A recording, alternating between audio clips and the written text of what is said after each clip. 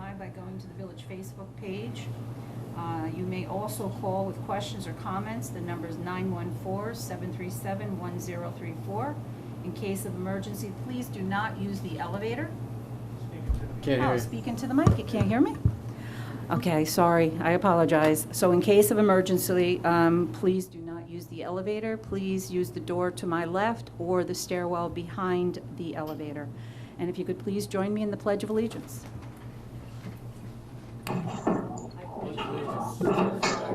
Pledge allegiance to the flag of the United States of America, and to the republic for which it stands, one nation under God, indivisible, with liberty and justice for all. Okay, not so much in sync, but we're good. We're good. We did it. Okay, on tonight's agenda, the first thing is the presentation of the map link from General Code. I've asked Marcus to lead us in that presentation. Sure, I have a representative from General Code. Jenny, why don't you introduce yourself and talk about what the application looks like in a brief presentation for the public and for the board to take a look at it and then answer any questions. Thank you. Awesome. I'm having a little trouble hearing you, but are you hearing me okay? Yes. Awesome. So, yes, I'm the trainer at General Code. I do this sort of thing all the time. We show our products to people. So I'm going to get right into it. I promised Marcus I would be 5 minutes, and I think I can do that. I'm going to start out just so that everyone in the room has an idea of what we were trying to do. The questions that you see here, I am sharing my screen and you can see it, right? Yes. Mm-hmm. Yes. Awesome. So what we were noticing is that the general public has questions like you see here. And to summarize, what can I do on my own property? Like if I want to add a shed, can I do that? And how far off the lot lines does it have to be? Or if I want to run a business from my home, am I zoned to be able to do that? And what we found is that it takes a long time to sort through the zoning code to get the answers to the question. The public oftentimes can't do that on their own, and there are a lot of questions coming into the municipality. So here is what we did. We said, let's take GIS mapping assets and connect them to zoning code. So many people are familiar with looking at a map, but when the map can actually, you can point at your property and what will pop up is how that's zoned and what that matters to the property owner or to a business developer. That's when it all takes shape. So that's sort of the background of what we were trying to achieve. And now I'm going to show you a site in real time. This is a site, a town in New York State, Manlius, New York. They have an interactive zoning map. It is accessible to the public. Nobody needs to log in. So this is a link right off Manlius's website. It takes them here. They can click right here on the interactive zoning map, and what's going to happen now is a map of the municipality is going to appear on the right-hand side of the screen. And it's actually interactive. So if I lived in Manlius, and I don't, I could actually look at the map and say, hey, I think I'm right about here, and I could zoom in and click on my parcel. Here's how I really envision and how I've seen it's being used. Somebody wants to know what they can do with their property. So they click over here on the left side, find my property. They click here, enter an address, and I'm gonna say, somebody's called in and they're asking about 171 Seneca.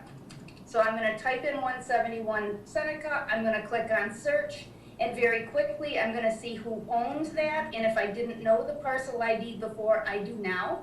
When I click on that, the map zooms right into that parcel and it outlines it for you, and you get a little pop-up box that gives you how it is zoned. So we can see here it's part of the residential transitional district, and it is not affected by any overlays. If there were any overlays that affected this parcel, it would pop right up. And then the neatest thing you're going to see is the ability to create a parcel details page. And I've already opened that up for the sake of time so that you could see it. It opens a new tab on the browser, and it allows the person then to see all of the allowable land uses and any dimensional standards. So I'll start there. If they're going to build on their property, they know that in this zone, here are the lot requirements, and this is coming directly from the zoning code. All of the setbacks that they need to know about are listed here. And then under allowable land uses, this is where if what they were looking to do was put a shed on their property, they can see that an accessory structure is available on this parcel, and even the details for how to go about doing it. Any permits that are needed are downloadable right from here. And so the idea of the interactive zoning map is not to replace anybody in the municipality, but rather to allow people to get the balls rolling sooner so that when they come in and they have an appointment with you and they talk about the next steps, they know already what the allowable land uses are and what procedures are necessary. So I'm just going to minimize that and just show you this is what is coming right out of the zoning code, what they're allowed to do on their property. So if they wanted to open it as a bed and breakfast, they can read here how the town defines that and then what the requirements are. You can see all over the place.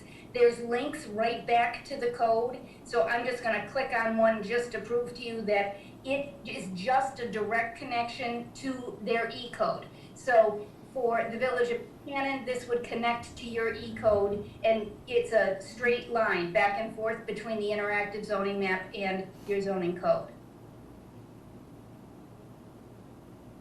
I'm not panting, but did I make 5 minutes? You did good. So I'm just going to go back to the home page here and just quickly show you if what I wanted to do was open a business, I want to open up a coffee shop in Manlius, then rather than find a property, I might say, what are the land uses allowed here? And I would go here and look and see what sorts of food and beverage sales were available. When you click on any of these, the map sort of shows you where this sort of a land use would be allowed. So 2 different ways really to interact with it. One for what I like to think of as not only homeowners, but realtors. They're a real big user of MapLink so that they can both help buy and sell properties. So homeowners, realtors, and then business people who want to do business in the community.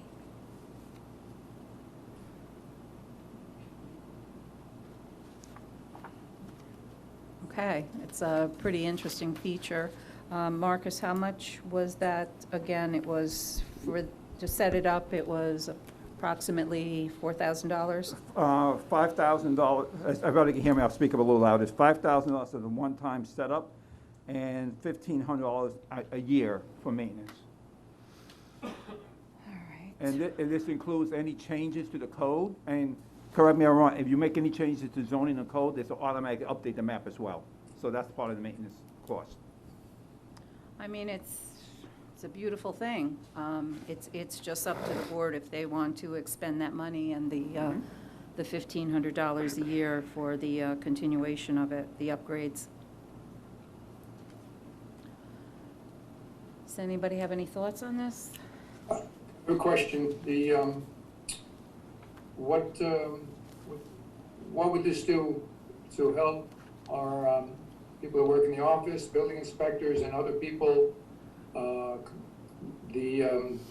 If we had this program, how would it help us professionally? I could see how anybody wanting to access things would have a nice link to information, but how would this benefit us, the workers? Yep, I'll let code enforcement officers. Yeah, I'll let Brian and Peter address that, but my experience talking to other municipalities is that the hopes are that property owners can see, okay, what are the requirements for putting up a fence? There's a fence permit, a shed, and they get some education before they come to the building department. But also having an online map like this, my hopes are in the future is that the building department can also then just quickly point to this and then send this to a resident or a homeowner that doesn't understand what they have to do. So that's what I see. So I'll let Brian and Peter address that as well. All right. Today alone, I had 4 different phone calls about what someone could do with a house they're contemplating purchasing. And most of those calls lasted a minimum of 20 minutes, and one lasted as long as 45 minutes. as to what they could do for the sideline, what they could do for too narrow a lot. It takes a lot of time. If they could do this on their own and be satisfied with the answers that they can attain from this system, that would free up a fair amount of time for the building inspectors. So if we had this program and you got a call, would you say, why don't you look at this program and leave me alone? Not quite leave me alone, but I would guide them towards the ability for them to make informed decisions based on what they can read. And once they Right. become a little more informed, then perhaps we could have a smaller conversation that wouldn't Yeah. take so long. Yeah, So I was what- being facetious, but that makes sense. You can tell them, you can get your info, and then when you have questions after you look that all over, you can call me. Yes, and then this way we could be much more distinct and Focused. focused on what they're Yep. choosing to do. Yeah, yeah. We can Was this indeed you guys, your suggestion to look at this, or where did the suggestion to look at this come from? E360? I think it's the E360 code, and I think it's something that they offered for us to take a look at. It wasn't Oh, okay. something that I'm familiar with from anywhere else. Okay. currently, And what about, I have one other question, and this would go to Jeannie, I think, maybe Stephanie. So you just clicked on a parcel and the person's name is there. I suppose that's all public record anyway, it just makes it easier to access. But is there are there any privacy issues when this becomes, when people can look up any property and who owns it and things like that? Has there ever been any privacy issue with this program? This has been surprisingly polarizing. No, there's not a privacy issue, but it is very polarizing in that some communities take the stance that it is public information and we want it on. And we like to be able to search by owner because there are several properties maybe that are owned by a certain owner and you need to find them quickly. And then there's several communities that just don't want it on, and it's a simple click of a button for us to turn off. So if the village decided they didn't want to show that, that's easy for us, and that's part of the reason why I'm showing the screen now. The product itself is very customizable, so the municipality I'm showing you now is a township in Pennsylvania that it summarized, just like the building inspector just said, what are my most popular questions? And they put them on a separate page so that they could direct people to them. These, wherever it's boldface type here, these are direct links. So not only Right.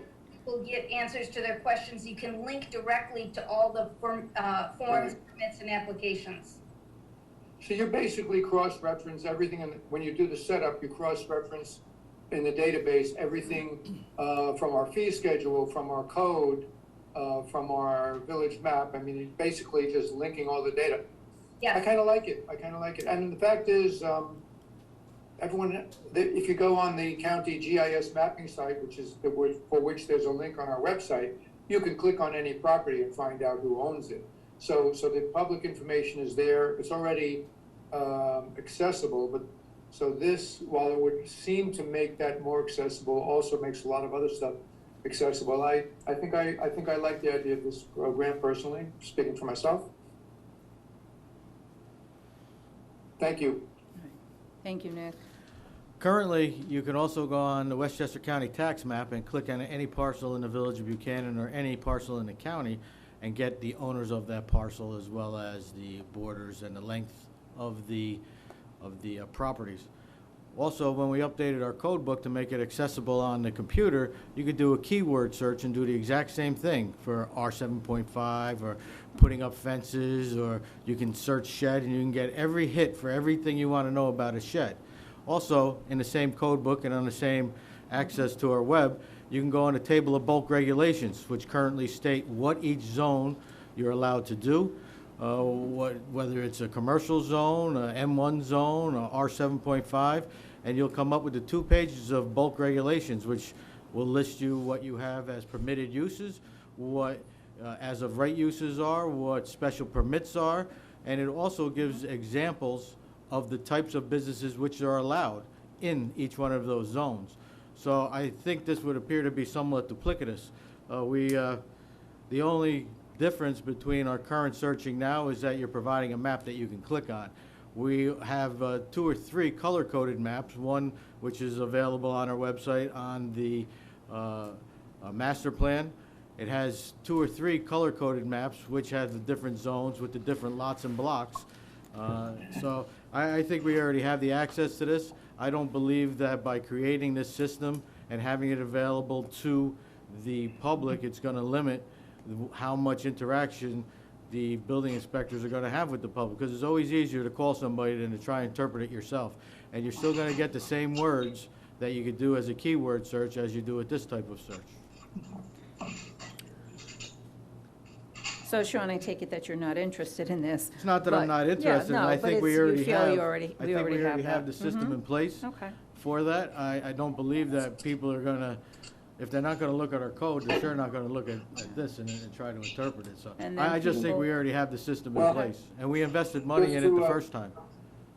May I reply to that? Sure, absolutely, Nick. Sean, I see your point, but you just referred to about 4 different things. The county tax parcel viewer is the same as the GIS mapping that I was just referring to. So there's that. Then there is the zoning code, which is on the village website. Then there's also the fee schedule. And yes, all that info is currently available. It might be viewed as redundant in that way, but I like the way it brings everything together into one program, which would make it a lot easier for the village as well as residents or prospective purchasers to use it. No, I like the way it cross-references everything, so you don't have to go to the county parcel viewer and our table of bulk regulations and our fee schedule, and, you know, I like the way it brings everything together in one spot. That's what I like about it. No, I agree with you, Nick, but when you hit the code, when you hit the code book, when you go to the government section of our website, you click Yeah, on I'm on code there book. right now. You click on code book, and you hit any keyword you want. And that's where the keywords come up with the table of bulk regulations. If you type it, oh, you're on it right now, type in shed, you'll get everything you want to know about a shed. No, I'm well You know, aware of that. I so- actually am on it now because I thought it might get referenced during this meeting. Pretty structured. Okay, all right. I think what you're saying, Nick, it's just a simpler process, because I don't know how many people are going to do that kind of research. So I do understand what you're saying. I understand what you're saying, that the information is available Yeah. already. It's just for people to cross-reference going back and forth to the different things. So, but I mean, this Yeah. is an option if the board feels this is something beneficial to the homeowner, the community, then this is something we'll do, but. What's your opinion, Mayor? Well, you know what, I like it, I just have a problem with the $1,500 for the maintenance fee a year and spending the money. I mean, it's I think it's a great tool, but I don't know how often that's gonna be used that would really benefit for us to do it. That's just my thoughts on it.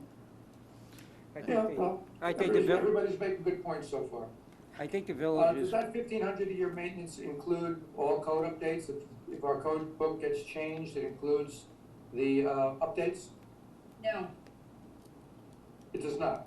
it does not. When you update your code, that's a fee, and it's determined on how many ordinances you're adding to your code. What will happen after you update your code is your MapLink site will get updated, and there will not be an additional fee for your MapLink site, but that's what the 1,500 covers.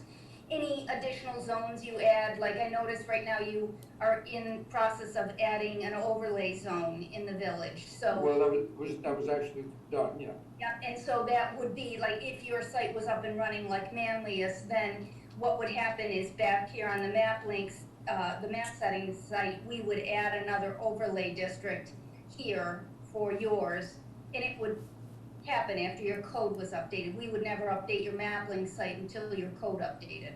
Yeah. Okay. Now, Marcus, when we finished the overlay zone, did we or the planner, did the zoning changes get submitted to the state or whatever requirements have to be met? And then will we wind up getting that updated in our code book? Yes. Where is that at the moment? Cindy's right next to me. Cindy sent everything to general code I already. think it's in there, actually. I think that's where I saw it, but I will open your code and make sure. Okay. Will it show up on our zoning map? Your zoning map, is last I checked, is an attachment to your zoning chapter. So first, let me look at your new laws. And, So, I mean, I'm looking at the zoning map, it's the one pre-existing before the overlay. so is this what the overlay is in 3 of 2021? Where are you looking? In your new laws? Is it the subdivision of land amendment, the zoning amendment? Is that the new law that has the overlay? Open it up. I don't know if that's the same one. Right there, right? Yep, so once Yep. this gets Oh, yeah, okay. updated in your code, then what I would think is you would send us a new zoning map, because again, I was looking at this. If I go to the top of your zoning chapter, I was noticing that you have a very nicely organized zoning chapter, which makes building the site very fast. And by that, Right. I look right here at your attachments. Yes, And your zoning map is here. So, it's going to be your older zoning map, right? So once you get this updated with the overlay, you send us, that's another way that we change your code. right. And Okay, so, Nick, to address your question, the zoning map is a PDF. It's not an interactive map that's just drawn up. So it's not interactive. So it's just a picture. right, but it won't, this overlay will not be modified to reflect the overlay. Yes, when, we'll have to provide general code with a new map with the overlay district drawn Okay. onto it. Now also, just as a thought, we currently have our code being, we agreed to have the code reviewed and updated, and we're also looking at rezoning, the whole tech parcels, and, so it would seem to me, if that's not, updates as a result of code changes are not included, that if any consideration of this map link property, much as I like it, should probably wait until we're finished with our code review and any updates so when we do the initial setup, it's already based on those things being in the code. that makes sense to me. But that would be your decision. We could build the map link site on your current zoning map and then update it once your review was done. Right, which is why I asked if it was included in the maintenance, and that you said it is not, so it might be wiser to complete those things and have it be part of the one-time setup. Yeah, Nick, please, I just want to make sure it's correct. What she was referring to, any changes to the code, we have to pay general code to update the code.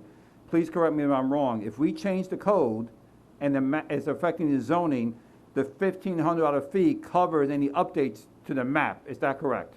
That is correct. Thank you. Oh, wait a minute, I just asked if any code changes are included in the 1,500 annual maintenance, I thought you said no.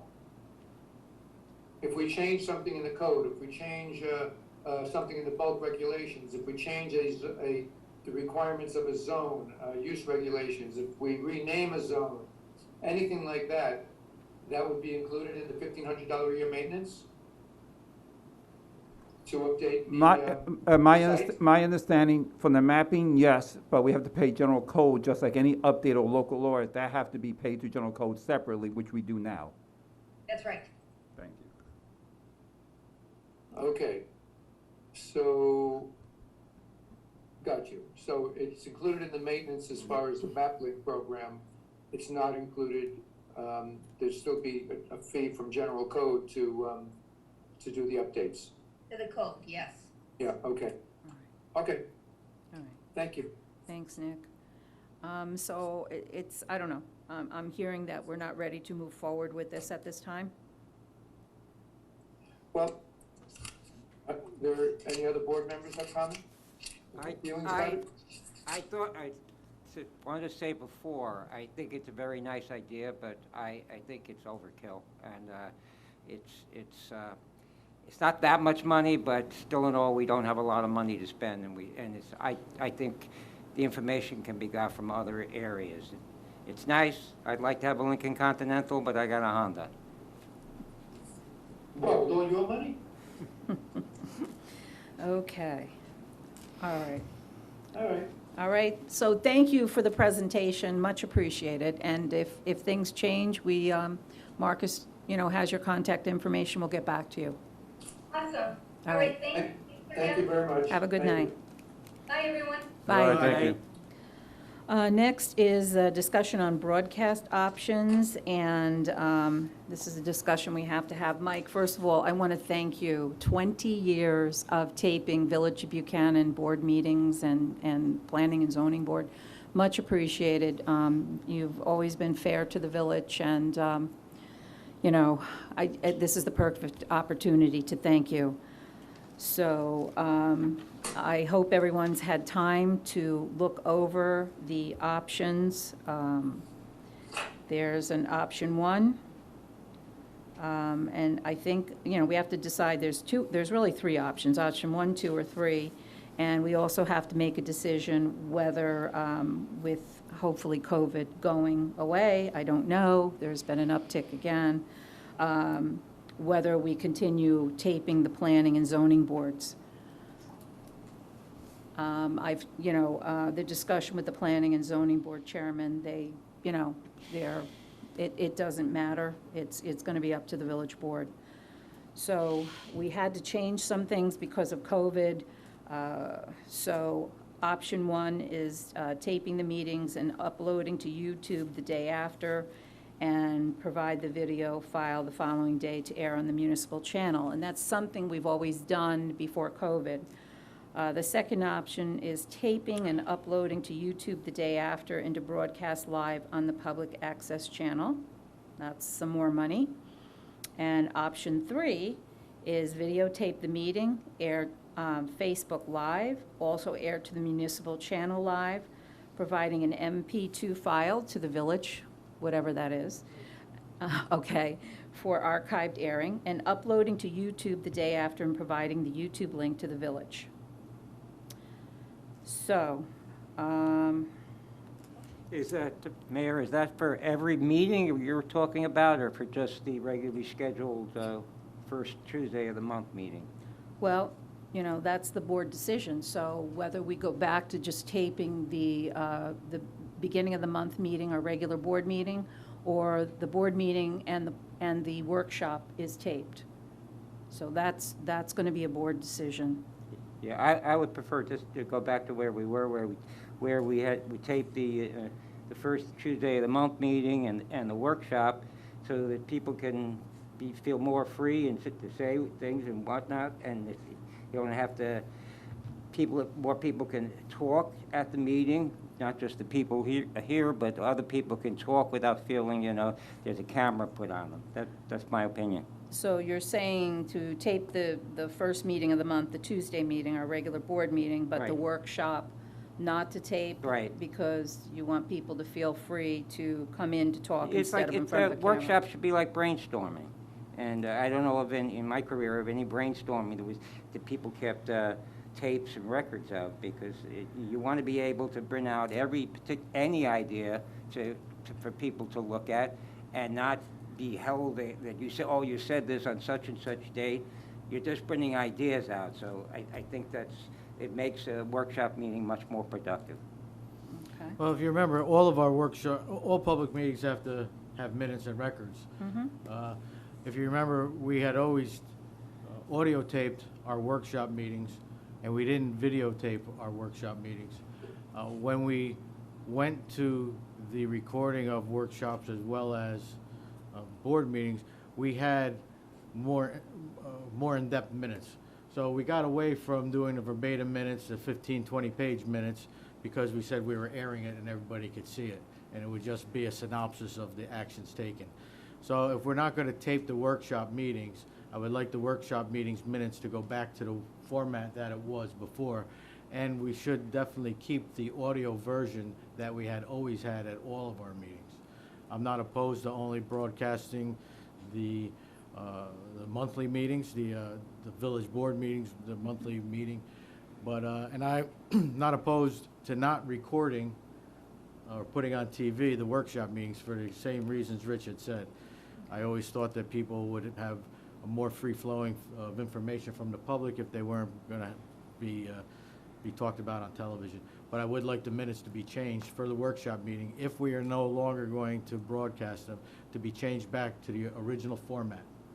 Okay, because originally we had a tape recorder in the room. You had a tape recorder Okay, in the room, but also the minutes, when Susan was doing them, were a lot more in-depth. And we didn't feel that that was necessary if all of these meetings were gonna be broadcast, because you Right. just wanted to have a synopsis, you know, so of what was discussed, so somebody would know where to go in a videotape. But if it's no longer gonna be videotaped, people should be able to retrieve that information easily. Okay. All right. Yeah, I'm not too familiar with this because I'm new to the scene. Right. But I know. I feel that, like what Rich said, I mean, a workshop is for people to brainstorm and come up with ideas, and maybe it's easier if the public isn't listening, so we can come up with ideas that, you know, we can really get into depth about. And I agree with that. I think that if you guys all, the board meeting definitely, but from my point of view is, the workshop probably not, because it is an idea and a place for us to brainstorm. And you know what, More Anthony? will come out that way. We found out, sometimes people want to come in to discuss issues at a workshop, but they don't want to be in front of a camera. You know, it might be something, you know, they're not comfortable coming in That's and understandable. talking in front of a camera, so. Yeah. And I think that's what was always the thought with the Okay. workshop, too. So we can, once again, you have the tape recorder to do that, the audio tape. Because we used to always tape our meetings, the workshop. Remember Kevin always used to have a tape Absolutely. recorder? We always did. Yeah. Kevin and Tom It did, was all- everybody yeah. always. And there it is. And we would actually stop the Yeah, meeting yeah. if it stopped recording, we would put a Right. new tape in. Yeah, yeah, yeah, Absolutely. yeah, I remember, okay. And we did it with Oh, funny guy, do they make tape anymore? but it was the same thing with the Maybe planning and not. zoning board too. We had Okay. brief minutes that were a synopsis of the actions, and we also did have recordings of the meeting on audio tape. We had never broadcast zoning and planning board meetings. We had always wanted the public to come out. Right. And, All right, we can do that again, we can record the meetings, if we can find the tape, Mike Minor. So to be clear, the option which refers to uploading to YouTube is what gives us the video links on our website. If you go to our website, and I still don't like the way some of the new website is set up. If you go to Board of Trustees, from Board of Trustees, you can go to a meeting links, videos. I'd like to see the meeting video link on our homepage without having to go to the Board of Trustees. But anyway, there were some things that I find are a little circuitous to find on this website. But anyway, the videos are there. You can, and there's a backlog of them going back. Right now it's going back to 2017. I find the videos quite useful on there. Sometimes I like to look back at what was said, what we discussed, what I said. I mean, a lot of meetings, and sometimes I don't remember everything that everybody said. And I like the idea that, I think there should be a live broadcast, especially since there's good possibility, we don't have the pandemic, this COVID thing is gonna go, and it could very well be that meetings go back to all on Zoom again. So, when you look at the meeting right now, I'm on Zoom, and you look at participants, the full attendee list is 3 people, below 3 people. And I'm hoping that more than 3 people would watch the video to see what's going on. I don't know if we have any way to do that, to count that. Is it possible that nobody looks at these videos at all? But I like them there as a record. I personally would be in They're favor not of looking keeping now. When do they look? the video for the meetings and workshops. The third option, which is $50 more, is the same, except it includes airing live to Facebook. I don't use Facebook, so I don't know, is it a redundancy to have the Facebook plus the municipal channel? Do some people not have one and have the other? Right now, I assume everybody has either Verizon or Fios, and that is there a public access channel on both? Yes, there is, but however, a lot of people just go to the internet for their television now. So a lot of people don't have both, or either, I should say. I know a lot of people, they just, if they want to Oh, watch so television, they go right live. through their Wi-Fi. So Yeah, they watching live, stream. They have to have Facebook. They just stream stuff off the internet. If you don't have a house phone, and you're not. So you can go to the next day, you can go to the village website, but for live, you'd have to have the Facebook. Okay. Well, so I wasn't sure if that was a redundancy, but I guess that would get to more people. I'm not sure how many people are actually going back to this. Typically, when we're Zooming and I look at the participants, unless there's some special topic and we have a few people coming for that topic, the typical residents listening in is anywhere from a couple, to half a dozen. It's very rare that it's more than that. Right now, it's Nick? just 3 at this point. Nick, there's 12 people on Facebook now, so that way you know. There's 12 people on Facebook Live. So there's more people on Facebook than there are zoomed into the meeting. Okay, so that's, all right, well, And anyway, if you, I like having the video record. I found those audio tapes to be hard to access, and they were not always reliable or of great quality. A few times it failed and we had nothing. So I kind of like the idea of having the videos and having that access for public information purposes, as well as my own use. well, I definitely don't mind having both of them both of the video records for the workshop as well as the board meetings, but, Yeah. if we, I don't know. And that is a redundancy. If we're gonna not do it, you wanna have the more detailed minutes, but that's a lot of work doing verbatim minutes, and it's sometimes subject to interpretation. I really like that you could look and actually see what people said and what the interchange, what the exchange of conversation was.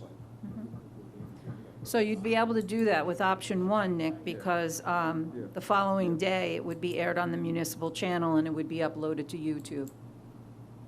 Right, so So, but it would not be live streamed on the Right. public access. That The would be- question is, option 2 and 3 give you live streams. Option 2, just on the public access channel. Option 3, on the, I don't have it. Yeah, on the public access channel and Facebook. okay. We have no way to know how many people are watching on the public access channel. No, I but, have to guess it's pretty small. but I tell you, on Yeah. Facebook, sometimes we get 200-300 views on a meeting. Easily. Live or Just views. I don't know how many people come on live, or it just says views. Okay, so that's probably a good, so we should so then it's my feeling that we should go with option 3, because that seems to be reaching the most people on Facebook.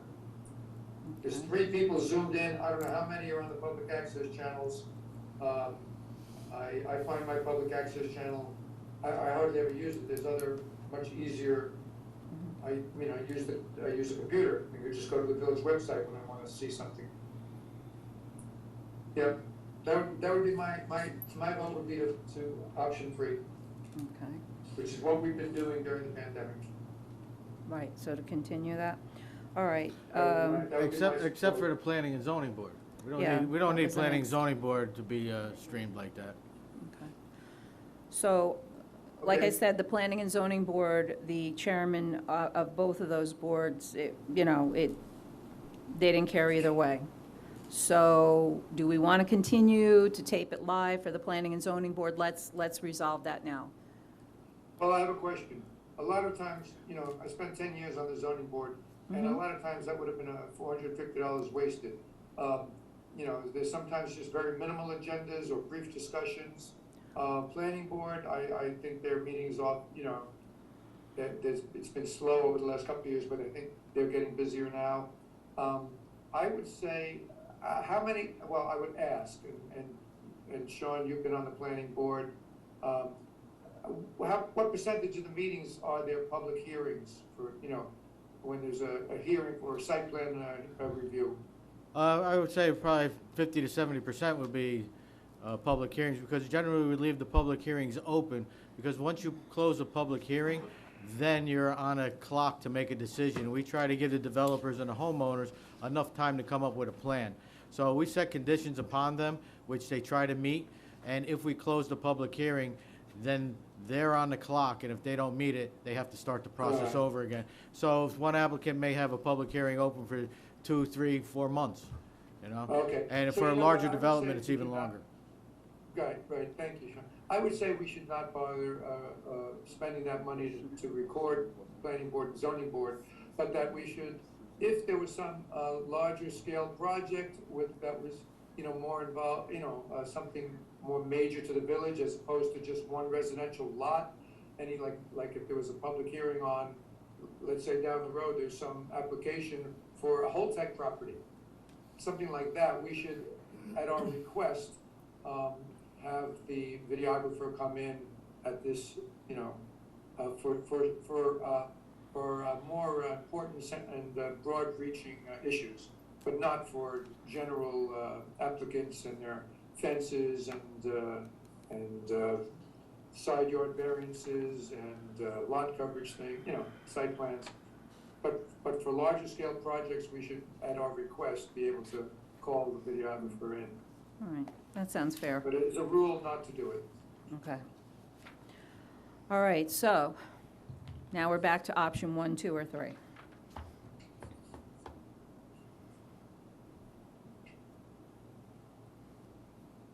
I think, I don't have the layout for the price, oh, so I'm sorry. I can't even I'm make. sorry. If you want to, it's option 1, 2, 3. Yeah. I'm okay with option 2, or option 1 or 2. I'm fine with. I don't have that either in front of me. Oh, I'm sorry. Yeah, my little doodad. Oh, there you go. Just my scribbles, if you can read everything. Yeah, it was on the email from Cindy last week. Yeah. Well, we go with option 1 for the village board meetings and the village workshop meetings. I know Rich doesn't want the workshop meetings, but if we're not going to change the way the minutes are done and we're not going to be able to record the audio, we need a record of it somehow. And that's more descriptive than just a general minute, so. I don't think we were against recording it, like, The only issue is, I'm not speaking on Cindy's behalf, if we're gonna go verbatim minutes, Susan Matthew was a stenographer. okay. We're gonna have to get a stenographer. There's no way I can expect Cindy to take verbatim minutes at the meeting and do her job at the same time. What So, about just tape it now? well, if you tape it, but you want minutes verbatim, that's gonna take No, too. just the tape. If you really need to go back and look at the meeting, you can get the tape and listen to the tape. Rich, bring the mic. For the That's workshop. not accessible. For the workshop.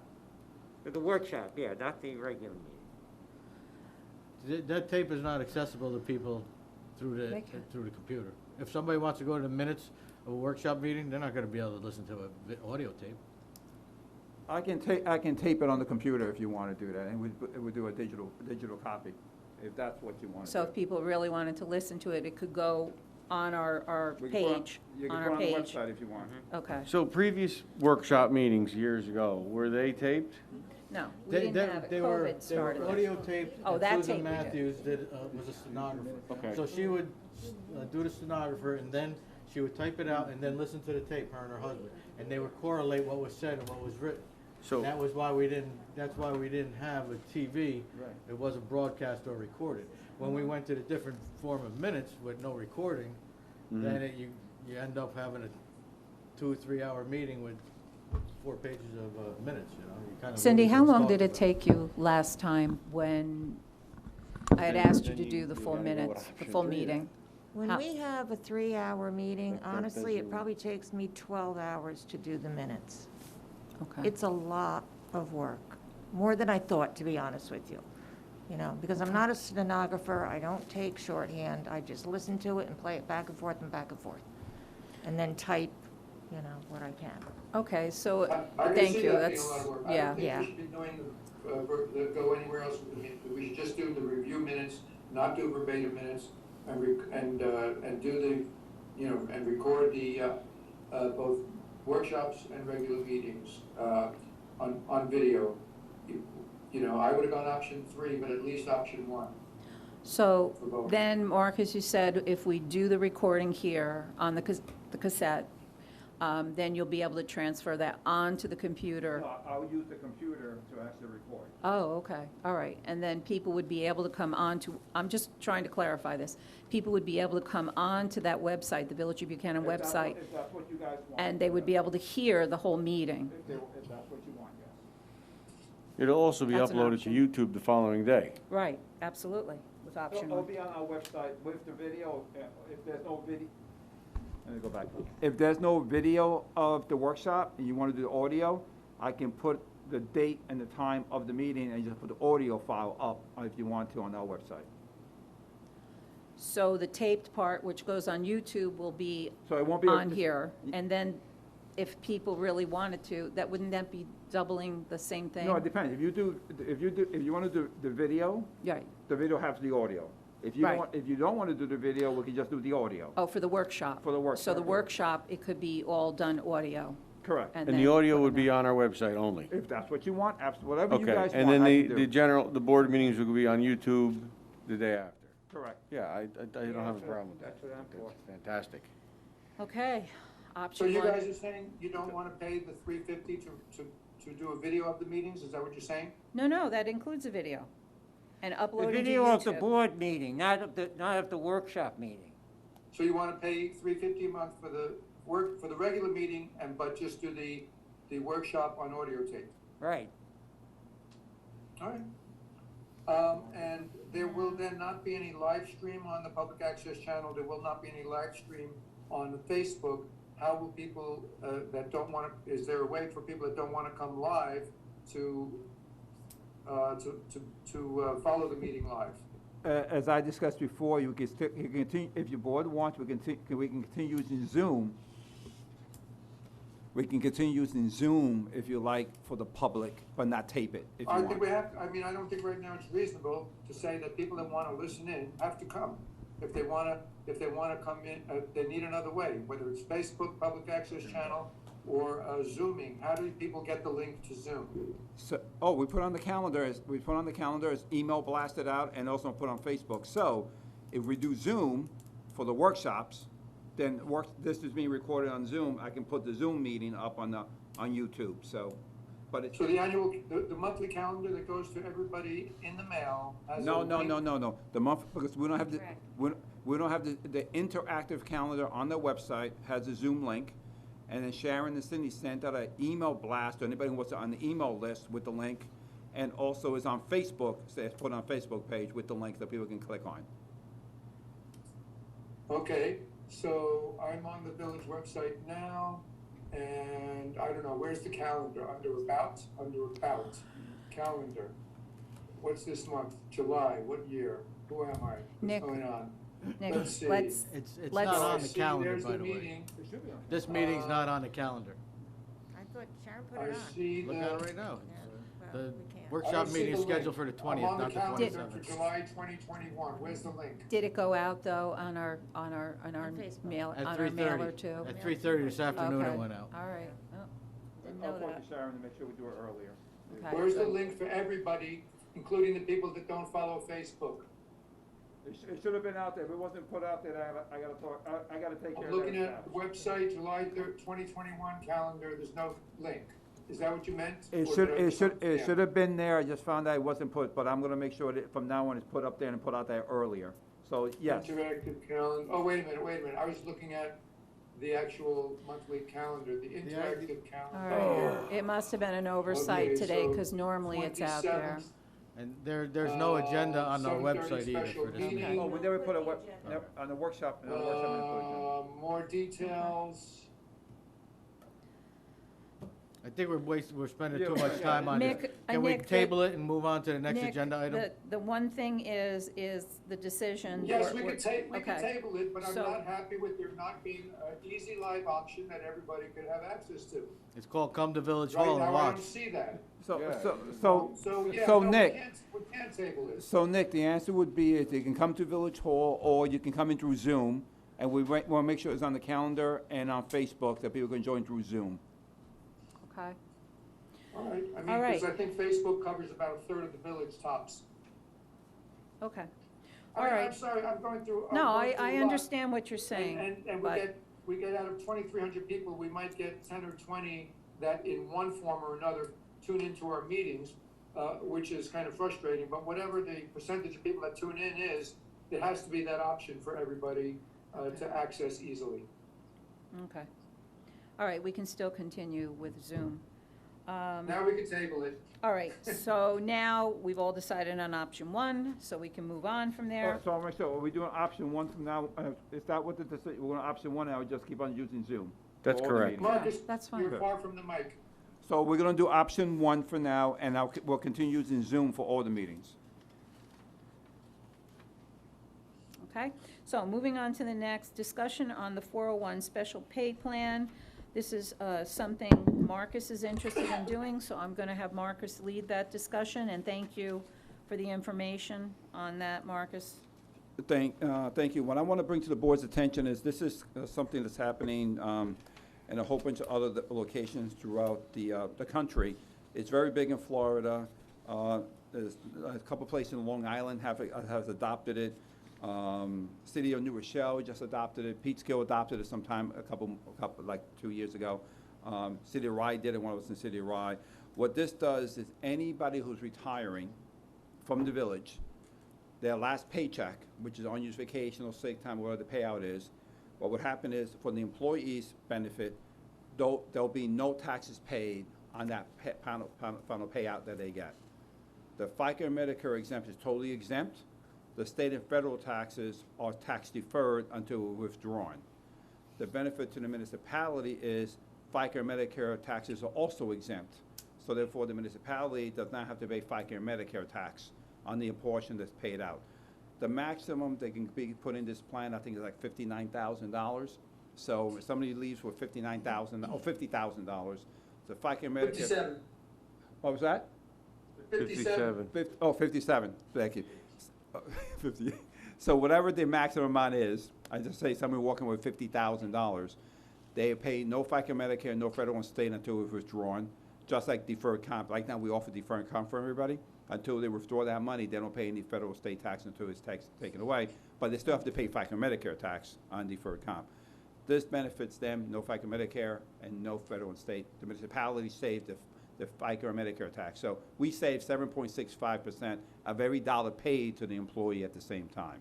So the way I've presented it to the DPW guys, and they seem to be totally in favor of doing this. Now the board will have to adopt it because under the law, it's a qualified plan under IRS regulation, which means is a group has to enter. Difference between deferred comp is individual. Anybody you want to join in or not, that's deferred comp.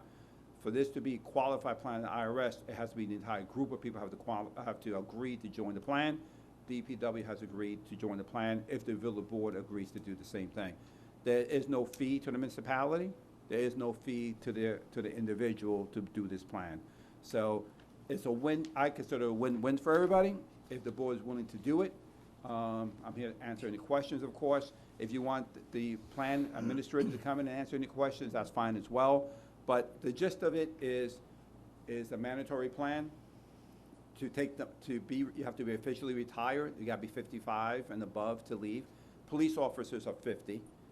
That's the IRS regulations. Everybody else has to be 55, so they withdraw. The only caveat, the only negative part is if you leave before the age of 55 and you want to take that money in, the money goes into the plan. If you don't withdraw it, there's no penalty. But if you want to withdraw the money before the age of 55, there is the 10% penalty that the employee has to pay. But don't forget, FICA Medicare is exempt, so 7.65, they don't have to pay. And then what I did in Rye and I'm municipality do, you make whole provision which means is the village will make up the 2.17%. So instead of saving 7.65, the village still saves 5.17%. But the possibility of any employee leaving before retirement in municipality is very minimal. So there is no, I don't see any possibility of that happening. But still, the village winds up saving between 5% if we leave before 55, or 7.65% if they leave over the age of 55. What about the police officer? They don't want to be involved? They came to the plan. They actually did a presentation with all the guys. They were talking about it. DPW got back to me before the police. So I don't know why the police wouldn't want to do it, because They're maybe still thinking about it. they're still thinking you know. about it. And the only thing I wanted to say something else before you say something.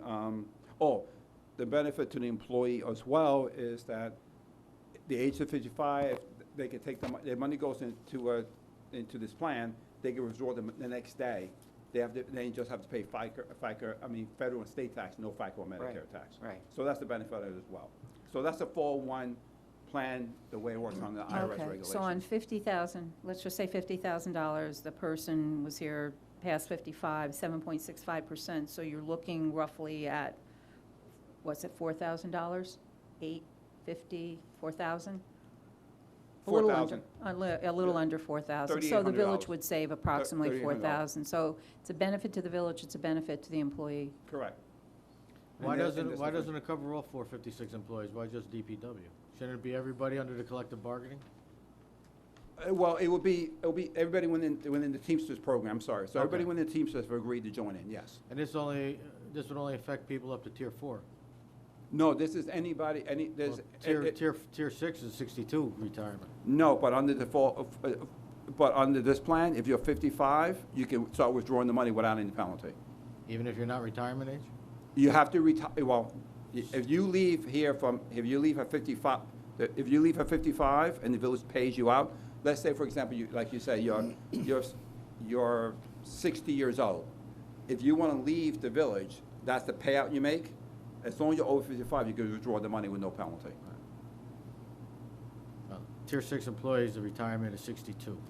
So- Tier 3 and 4 is 55. Yeah, but this is considered separation pay. So as long as it's considered separation pay, Okay. so I got you. as long as you're separating from Okay. the municipality, you get that benefit. All right. On your second vacation, though. Okay. Correct. So you can retire at any age, but you can't withdraw the money. If you're under 55, and you withdraw the money, there's a penalty. That's Okay. correct. No problem. Yeah, so, it seems, so everybody has to be willing to participate in this? Everybody, and the Teamsters have agreed that everybody has agreed to participate. And if somebody, and what if one person wanted to just, that did not want to throw this into their 401K and just wanted the money directly, would they have that option, or Yeah, they well- would all have to agree to give up that option? No, what they can do, they have different options. They can take this money, put it into the 401A plan. They can then transfer that money to our IRA plan. They can transfer money to a deferred comp. As long as it's a qualified plan under the federal government, they can transfer the money to other plans if they wish to. Okay. That sounds like a And benefit. somebody said was 45 years of age and said, you know what, I quit, and they got a payout. Would they have to roll it into their 401K? Yeah, the money will go into the 401A plan, just like deferred comp. Because right now, if you defer And they could comp, not withdraw without a penalty for 10 years? that's correct. In my example, okay. That's correct. All right, Great. well, the village saves the Social Security and Medicare taxes. And so it seems to work for all parties.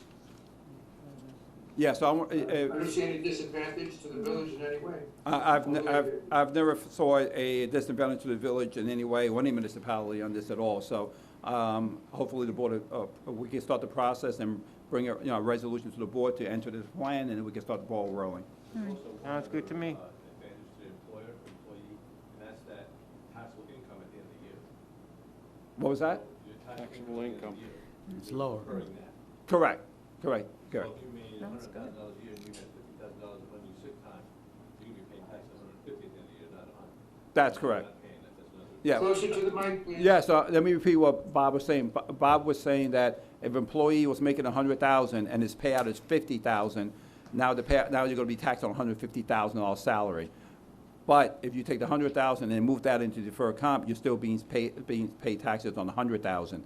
The other benefit, which I explained to the union, is, let's say you leave in November, don't take any money out to the next year, which your retirement is less, so therefore your taxable income is less in the coming year, so you actually save on state and federal tax as well. So there's, if the people knows how to organize their finances, they can save a lot of money. You can invest your money through Bancorp, the company, any way you want also. Yeah. They guarantee a 1% return. So Bob is explaining, so yeah, with the Bancorp, Okay, Bob cannot be heard by I know. members of the public or employees. So let me repeat it. Bob was saying that also the employee, under the Bancorp plan, the 401A plan, you can invest it as aggressively if you want or conservatively if you want. There's also a guaranteed 2% return on your money to the plan. So if you want to leave it there in the safest plan, it's 2% guarantee, or you can invest in higher earnings, but you take a risk on that, or like we say, you can move it to deferred comp or Roth or IRA. So there's a lot of options for the employee to do the right thing. So, it's a win-win. Yes. And it's good for the village, it's good for our employees, and thank you for the financial, Marcus. You are on top of financial stuff, so. Thank you. I don't see why we wouldn't do that. Next is discussion on concrete blocks, and before this starts, this is, I'm going to get in trouble. This is what has been in the industry referred to as mafia blocks, but I'm not, I know, Nick, you're looking to completely eliminate the use of it. I don't think that's a good idea. Sometimes it's need, and Anthony, I'm sure will chime in, because that's his cup of tea there. But you know what I'd like to see done when we're using that, like for walls and things, either to the planning board or to the building department, to do some type of exterior, like to make it look nicer instead of just the cement block. But to eliminate using the use of concrete blocks, I'm not really for that, because sometimes construction-wise, you need to use them for different things.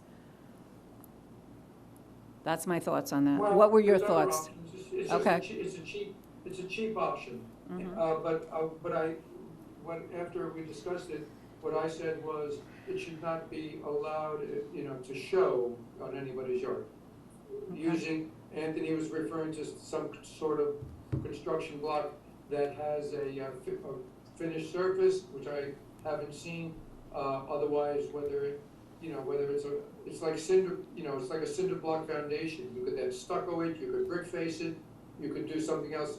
It should not be what you're looking at. Nobody in a residential lot should be looking at concrete blocks. Unfinished concrete blocks. Okay. Is what I actually. Oh, all right. I thought you were looking to completely eliminate it. I apologize. No, I think. Well, that's how it started, but I narrowed that, I modified that to allow, if it was essential or cheap, to use it as a retainer, but then it has to be dressed up. Okay. Initially, I did say that, Teresa, yes. Okay. All right. No, I just wanted clarification. That's all. I'm sorry, just to let you know, Brian, Peter, and Stephanie all lost internet access. Oh, boy. So we can try to call them up, so I just want to let you know, I'm texting them right Okay. with them. All right. They all lost access? Yes. Huh. Oh, there are storms in the area too. Maybe they lost their power. It's Another advantage of being in person. There you go. There you go. That's correct. Yes. Do you want me to answer any questions on concrete block, or is You know there- what? You know what? Since you're in the business, if you could explain what the concrete blocks are, and, so Nick's thought, my thought is, to dress it up, so it's not exposed. Anthony, are they, that name that they use, does that have a specific exact size for every one of them, or are they all different sizes? Yeah, no, they're pretty much the same size. Their usage is for retaining. It's for making bins. It's for retaining. They're really not used in household usage, say like that. It's more of a construction-based product where it would be used to bin materials or to hold back a bank for. I mean, permanent use is definitely there, or temporary use. They are very good at what they do. They're very heavy. They're not going to go anywhere. But they do, you do get debris seeping through them because it's not a good seal. You know, if you don't drain them the backside of them properly, you'll get a lot of runoff coming in between the cracks. So Because they don't somebody sit was building- perfect. Just to put my head right, somebody was building a swimming pool on their property and it was on a slope. Yeah. And they wanted to use that as a retaining wall. Would Yeah. it work for that or it wouldn't? Yeah, it would work. It would work. But the finished product that what Nick is referring to is not aesthetically good looking. You know what I mean? The aesthetics of it are concrete. It's a piece of concrete. And if it was on a property line, you would want to stucco it or finish it with some kind of a finish that would, but it's kind of difficult. I mean, you could if you wanted to, because there's big gaps. I mean, it's really not something I would use, to be honest with you. Okay. And I think you had mentioned one time before that it's like leftover concrete that's put into a So, form. yeah, it is. And you can't really have, I mean, the integrity of it, you'll never know, because the PSI, the two levels of PSI in the concrete are mixed. It's different. You could have 45, 25. I mean, it's leftover concrete, Okay, so. that they found a use for. Yeah, Anthony, Yeah, so if, over time, is it concrete that might lose its integrity, might break up, crumble? no, I don't believe so. It's still concrete. It's still concrete. It's a good product. It's just that Yeah. you know, the cure times in between dumps of the trucks, like say if they come in and dump, you know, 2 yards or whatever, I don't even know the yardage in a block, but they are 2-yard blocks actually, I think.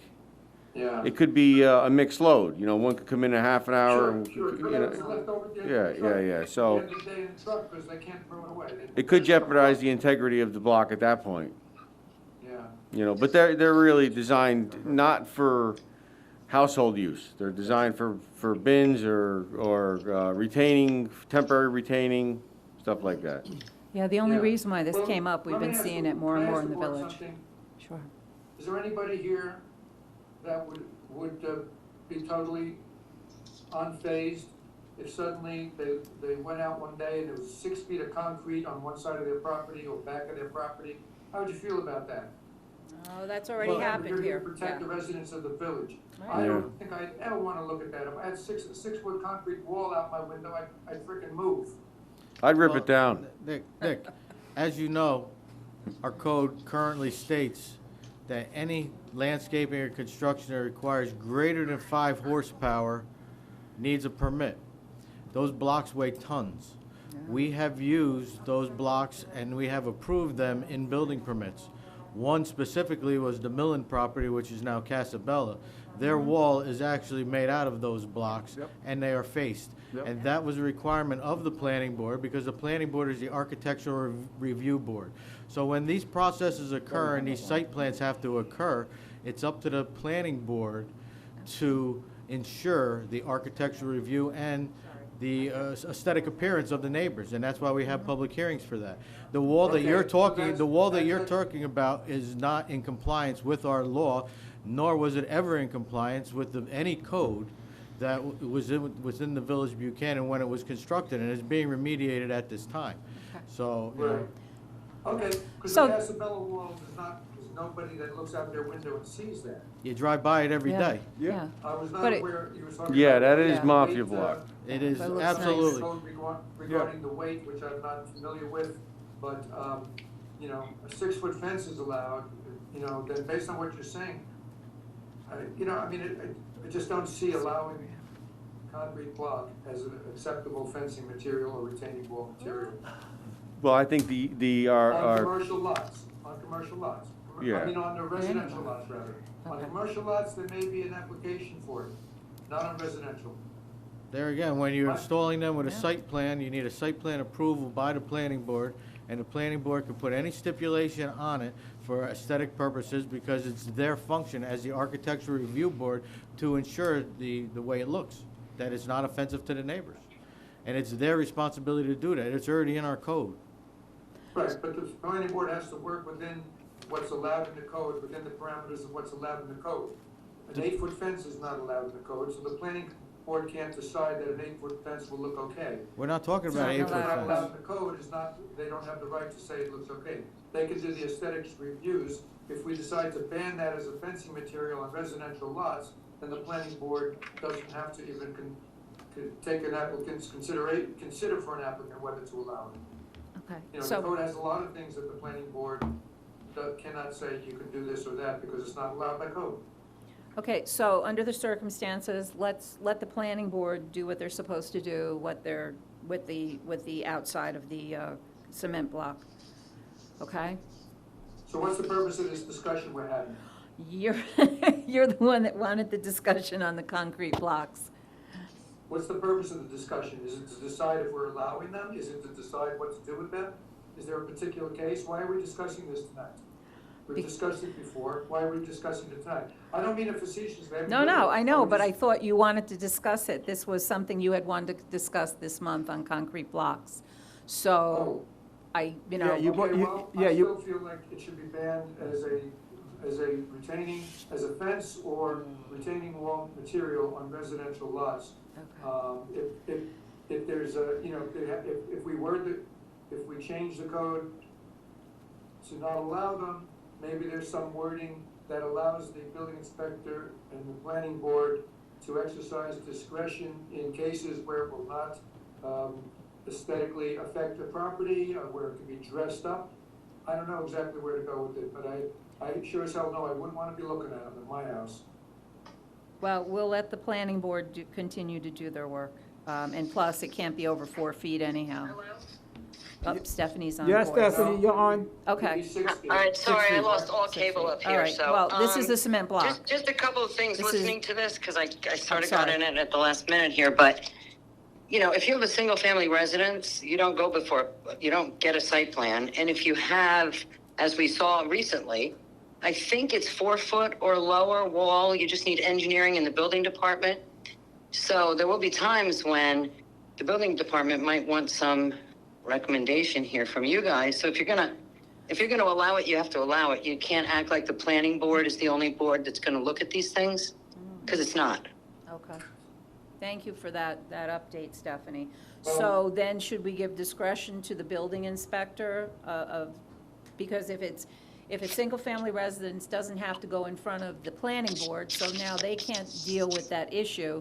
So we need somebody to deal with it, so we don't see these blocks popping all up, and then neighbors getting upset looking at that, you know. I think we should change the code. No, concrete blocks are not allowed when visible to any residential neighbor. And Nick, even with some kind of fascia, a brick or stone fascia? Well, pretty much, as Anthony just said, even the ones that have a finished face are not necessarily very nice looking. It's concrete. Look at Casabella, I asked the look at board, Casabella. again, Nick, is you there c- anybody you- on the board that would wake up and see a 6-foot concrete wall alongside one part of their property and just take it in stride like it would not care? If there's anybody on the board that would be perfectly fine with that, looking at that from their property, then I understand you don't care about a 6-foot concrete wall. I would care. I think we should ban it. Well, what's the difference if somebody would just decide to pour 6 feet concrete? Yeah, I mean, What's the difference? a formed wall would be the What's same. A would have the same formed look. wall with an imprinted of the form isn't that pretty either. Good, let's ban that too. Okay. Why don't you Well, come up with a list of just things knock you want down banned, and then everybody, nobody will be able to Knock down half dig the a houses hole. in the village. Yeah, You know, the purpose of the code is to protect people in the village. yeah. And All we right. had 2 cases in the last Second. couple of years where residents were very upset because they're suddenly looking at concrete block walls. The one on Tate Avenue near the village hall, at one point, is 8 feet high. But that's Now, on the under property remediation. I line. believe that's the one you're saying is under remediation. But my I have a understanding is, photograph showing 4 layers of concrete block behind the shed on that property facing Tate Avenue. Mm-hmm. Is that the one has that been dropped down to 4 feet or 6 feet? He's in front of the planning board and to create levels, so he's coming about. Somebody whose house, whose major investment is on Tate Avenue, is still looking at 8 feet of concrete wall a year later. but they're mitigating that, Nick, they're mitigating that now. That's not a How? final product. How? They had different options that they could do, and that what they're doing now is tiering it. And putting some kind of fascia on it as well. Okay, And also drywall acoustics on Albany Post Road next to the Buchanan Firehouse.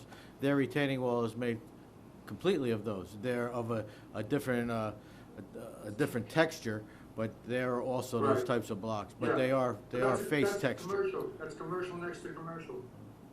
But Nick, you could stamp concrete on anything and finish it. It doesn't matter what kind of block it is. So it's really, You could it put should be up to, stamp- you could, stamp it? yeah, you could put stamped concrete on anything. You know, a little wire mesh and stamped concrete on there, you can put on any block. So, I mean, I think it's up to the discretion of the building inspector to make sure the finished product is aesthetically correct. I don't think you can tell somebody what kind of block they can use. If the architect draws it up and it gets a stamp by an engineer, it is what it is. You know, I mean, if the engineer approves the block, I mean, I think we leave it up to code enforcement. But Stephanie's point is well taken. Right now, anything less than 4 feet in a residential zone, they can just do it. So you do have to put something in the code for the building inspector to have some review over that. And those block are not, I mean, they can be under 4 feet. I mean, it's still the same thing. I mean, a curb is 6 inches of reveal, it's just concrete. I mean, it's the same thing. All right, so what's the board's, to the direction to give the building inspector that it can't be left as is? There's got to be some type of aesthetically, whether it's the lattice would cover the look, or stone over that. And does that have to be done, could that be a direction to the building inspector? Or does that have to be a policy that's directed to the building inspector on future, if we have more future walls like that? Stephanie, do you hear that question from No. there? No, We she's have cutting to it out. codify it, because Okay. when the building inspectors change, we have to Right. have continuity. Okay. It's just like fencing's codified. I mean, the aesthetics of a fence. I mean, it's pretty much got to be the same finish. I found one interesting code where they seem to have this discussion, and the only thing they prohibited, which I don't know, I don't know much about concrete block, but what they prohibited was smooth face concrete block, which seemed interesting to me because it seemed to say, okay, you're going to have to dress it up with something, whether it's stamped or lattice or whatever you want. So that was just an interesting way, I think, that they dealt with the fact that they didn't want to outlaw all concrete block, but they didn't go further, which was to give some direction. All concrete block must be dressed with one of the following. But you can do it any way you want, and, I'll write it into the code and give it to you to look at. Okay. What was the term you used, Stephanie? They did not allow what concrete block? Smoothed faced is what they called it. So I was thinking of what Anthony was talking about a couple months ago when he said, they stamp it and it actually looks kind of nice. And that's the kind of thing they might have been thinking about. But they were up against the same thing. So that's the only thing that prohibited. You could do that, or conversely, we can just say any concrete block has to be dressed or faced with the following. And you guys, tell me what you want it to say. We'll codify it, and then the building inspector or the planning board would have some direction. I agree with that. I think that's a good fix. So let me know what you want me to write, and I will write it. Well, I guess we should do something so that the building inspectors have some guidance. to Correct, base their right. decisions on. Okay, Stephanie, do you want everyone to get back to you by when? Tomorrow, the end of the week, with their suggestions, or does Sure. everyone want to discuss it right I now? mean, and I can look at some others. I couldn't find that many jurisdictions that have dealt with this, but this one did, and they just outlawed smooth face, which seemed to give discretion to everybody anywhere who was looking at it to decide what that meant and what you could put up. Personally, I think you should probably give some direction to our building inspectors, and when it's part of a site plan, to the planning board as well. So yeah, if somebody would just, shoot me an email in the next few days, and I'll put something together. All right, thank you, Steph. And Okay. now we're going to move on to fences. And there was an issue in the village where somebody had put the good side facing themselves, and I always thought that was in our code, so I was mistaken. So I think I think what the thing is now to put this in and, you know, put it into law that the good side faces the neighbors. Because a lot of other communities do this. I just, totally agree. yeah, Totally agree. yeah. Could you explain? So, What? we had a resident that put up kind of a fence, and they faced the good side to them. Oh, I get it. And Yeah, then, yeah, so yeah, the yeah. other person on the other side was upset, of Yeah. course. So and a lot of other communities do this, it's just the code where when you put up a fence, the nicer side is on the other side, Yeah, okay, yeah, facing the neighbor. And you just buy a PVC. So, and then if you have a vinyl fence, it doesn't matter because both sides look the same. But if you do the wood fence, it's a big difference. I agree. Yeah, I think that's that's Okay. pretty simple, that one. Okay, we're moving along to the discussion on, all right, thanks, Steph. Discussion. Actually, they call it the good neighbor fencing. And it's Oh, all interesting. right. And it's easy because a lot of fences now, good side is on both sides, you know? Yeah, with the So vinyl there's probably fence, going to yeah. be, you know, an incentive to other people who look at this and say, you know what, let me just buy a fence that both sides look good. You know, so anyway, I'll write it up and put it in, send it to you. I was only doing 20 feet, so I bought some cedar fencing that's called a good neighbor fence. It has slats on both sides. And it does didn't look realize I have great, it. but it's pretty expensive. You know, the cheaper fences, like those stockade fences, you know, are the ones that have one good side and one, I don't think either side is ugly, I don't know. But Okay, we're moving along to the redevelopment of the Indian Point property. We had a special meeting last week.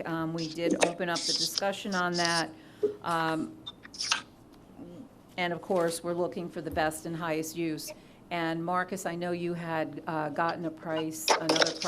And did you get any more information on that? If that just included the 60 acres facing the north 60 acres, or does that, because I think, my own opinion would be, I think we need to rezone the whole property all at once.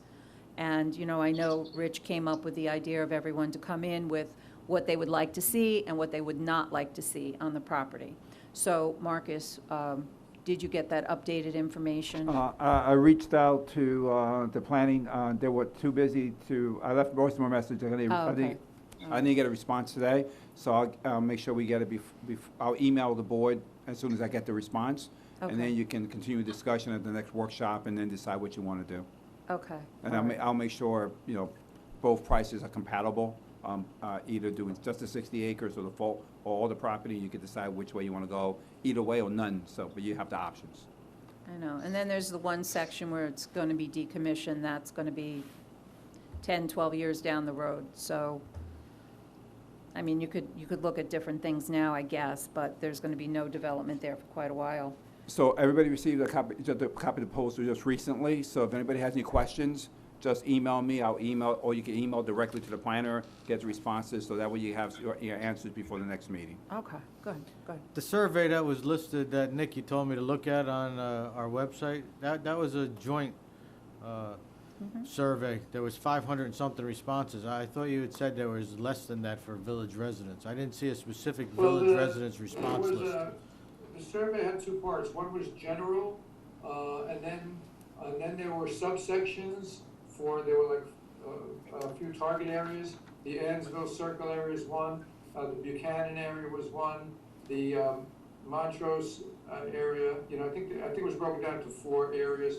The Buchanan subsection was pages 72 to 82 or 83 of the survey. That's correct, but it wasn't just Buchanan residents that responded. I wanted to know what the Buchanan residents' response was. I'm pretty sure it wasn't just Buchanan residents. I'm pretty sure it was town of Cortland true. residents. Okay. The response was to the land use around the Buchanan area. Yes. But there were Buchanan residents were part of the process, and how many of each there were, I don't know. Well, it's 556 respondents throughout the town of Cortland. So. Yeah, I think that you know, there was a significant number of Buchanan residents, but can you hear me? Absolutely, we can hear you. Yes, we can. What happened here? Nothing, we can hear you, No, Nick. nothing. We hear you. Oh, okay, no, somebody just came in and took over the screen. You know, there were Buchanan residents and there were a lot of other people from around the town. I don't know how many of the Buchanan section was Buchanan residents and how many were town residents. I think Anybody they could broke it respond to down. the survey. I'm sorry, But- Nick, I think but they if broke you it look at down, there were the- like 99. So I think I'm sure we all feel more comfortable with getting, you know, more input from the residents. I could have sworn I saw 99 Buchanan residents So that what responded. That could be, So, I mean, yeah. but the thing is, if you look at the suggestions that people made and just consider the suggestions, because some of them were pretty good ideas, some of them were just silly. You know, I think it was just a matter of looking at that to get ideas. We'd still want to get public input. If we're rezoning, we'll get public input on this. I don't know if you want to just do it at a public hearing, or if you want to actually do an online what do you call it, monkey survey? Survey monkey? Survey monkey. I would rather hear what the village residents want to know, or what they want to say, than somebody from Peekskill or the town of Cortland or Verplank. I'd rather know what the Fair village enough. residents want, you know? Fair enough. Right now, you could use the survey just for ideas. I did. But we certainly want to get public input, which, you know, that's what I'm saying. We could do that when we have a public hearing, or we could do it prior to that, make up a survey and put it, Marcus, what do you call that, Survey Monkey? Yeah, Survey Monkey, but again, you won't be able to know who's responding. I mean, we can have special meetings with that. There's No, but something, you I'm could- going to say it but wrong, you a could also charrette? only Is it a But charrette? you could put it only in the, excuse me, just put it in the village newsletter, you know that it's the village residents that are Right. getting informed about the Sure. survey. We don't have to advertise the survey outside of the village. Mhm. But there's something else you could also do while you're at a public meeting. It's something called a charrette. A charrette, I think it's proper, sorry. If I said it wrong, I apologize, but what basically it is, it's kind of an idea building thing where you would have a board and you would have people come at a public hearing and you would put up on the board what the people's thoughts are. You know, so for example, oh yeah, I want to see recreational. You know, so then you can compile all this information at a public hearing. Or just a special public meeting. Doesn't matter, but I like Sean, I would like to see more of the interest of the Village of Buchanan residents, what they're looking for. I mean, we appreciate everyone's comments, of course, but, you know, I'd like to have a lot more input than what I think was 99 residents on that survey. So, Marcus, this letter you sent out to us from Hardesty and Hanover, this $14,000 proposition, is this in conjunction, or is it different than the one we received last month from the Behan Planning and Design? No, what I try to do apples to apples comparison, so I asked them to look at, I took the numbers off from Behan and just gave them the same scope of work, and asked them to provide a price for the same scope of work that Behan offered. If I'm not, And that, Sean, by the way, that is the new version of F.B. Clark, right? Yes. That's correct. Yeah. Oh, F.B. Behan- Clark Behan is is that- now that Hanover company. Hardesty and Hanover is F.B. Clark. Yes. Right. Yeah. Hanover, whatever it is, yeah. Okay. And did you give us this So, you because know, we're gonna vote on this or I think we gotta something? get public input, but you gotta realize, the same as, if you look at that LWRP survey, you know, the public's, there's gonna be 100 different directions. The board needs to have some sense on their own, and that's why we need a professional planner to do this with us. Because the public is gonna say, one person's gonna say, you gotta go all commercial because we need the tax income. And somebody else is gonna say, you gotta go all open space. And somebody else is gonna say, as in the LWRP survey, there should be, one person says there should be a king cone there. The next person says it should be a spiritual area. So you're gonna be all over the place with the public, and I welcome the public comment, but the board has to realize that you still have to take some of those comments, you know, and apply them within your best understanding and a sense of what should be there, because the comments from the public will be all over the place. That's the reality. So You what, want to hear the public, but you gotta also, as a board member, synthesize it yourself and not just, rely on the comments from the public. Yes, sir. So what's the goal of having this discussion? Are we coming to a conclusion of hiring one of these firms? Is that what the reason why this is on the agenda? Or We don't have we all the haven't information yet, unfortunately, this evening from, the $14,000 amount. We don't have the information. Is that the whole site, which I tend not to think, or is that the 60 acres? And then I know Rich had mentioned last week something about, what we were looking, like to write a list. I mean, we don't have to discuss it tonight. What are the things that we'd like to see, and what are the things that we definitely don't want to see? So honestly, I don't think industrial is the way to go there. But then we also have to consider it's 240 acres. There's different parcels, so for different parcels, different things might work. So, especially next to the switch yard. I don't know. Maybe that's a little kind of, I'm not saying heavy industrial, but something a little more, I don't know, because it backs the whole pipeline, and it's just, I don't know. You're not going to put like a commercial type business there, I don't think. My thoughts. That's just my thoughts. Closer to the sheetrock plant, maybe you want to get something light, like a light industrial. I'm not saying anything crazy, but we saw in Peekskill that Bantam Tools moved there. I don't know, is that a possibility closer to that section of the property? So each section, DL English had come out with this sectionality, but each section, there might be something we're more interested in putting in there. I don't know. I'm just, those are my thoughts. I kind of agree with that. I think that those parcels, the south end or west end of the property we could consider some commercial applications, but I think the wooded parcel B, as D.L. English called it, I would like to see some smaller version of what they're doing, like down in Tarrytown. There's some three-story housing. There's a restaurant. There's an open space with, like a park-like setting. There's I would be open to like things like the businesses should be those that are compatible with residences. Things like a coffee shop, an ice cream shop, restaurants, outdoor cafe, perhaps a small music venue. Perhaps I'd be willing to consider something like something that had like a hotel conference center, but that seems like would dominate the property, so that would, I'd have to hear more about that. I do not want to see it industrial on that property, but on the other parcels, I'd be open to hearing, some options for that.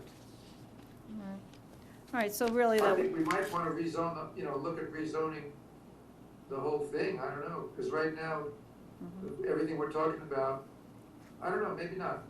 I'm not real sure. If M2, that's M1 rather, if the M1 is sufficient for other industrial uses on the southern parcels, I don't know. I think we need to be expeditious though on the northern parcel, just to sort of lay out a template and establish, for people a sense of what the village would like to see there. Okay. All right, so the game plan is we need a planner to help us to walk through this process, to guide us. And that was really the basis of discussing this tonight, was to talk about. Can I suggest that we have this other planner also do a presentation and so that we can ask them questions, because I know John Behan through the LWRP meetings. Everybody else, most people met him for the first time. This is, God bless. excuse me. This is not the same person we've been dealing with FP Clark. It's somebody new. I don't know him.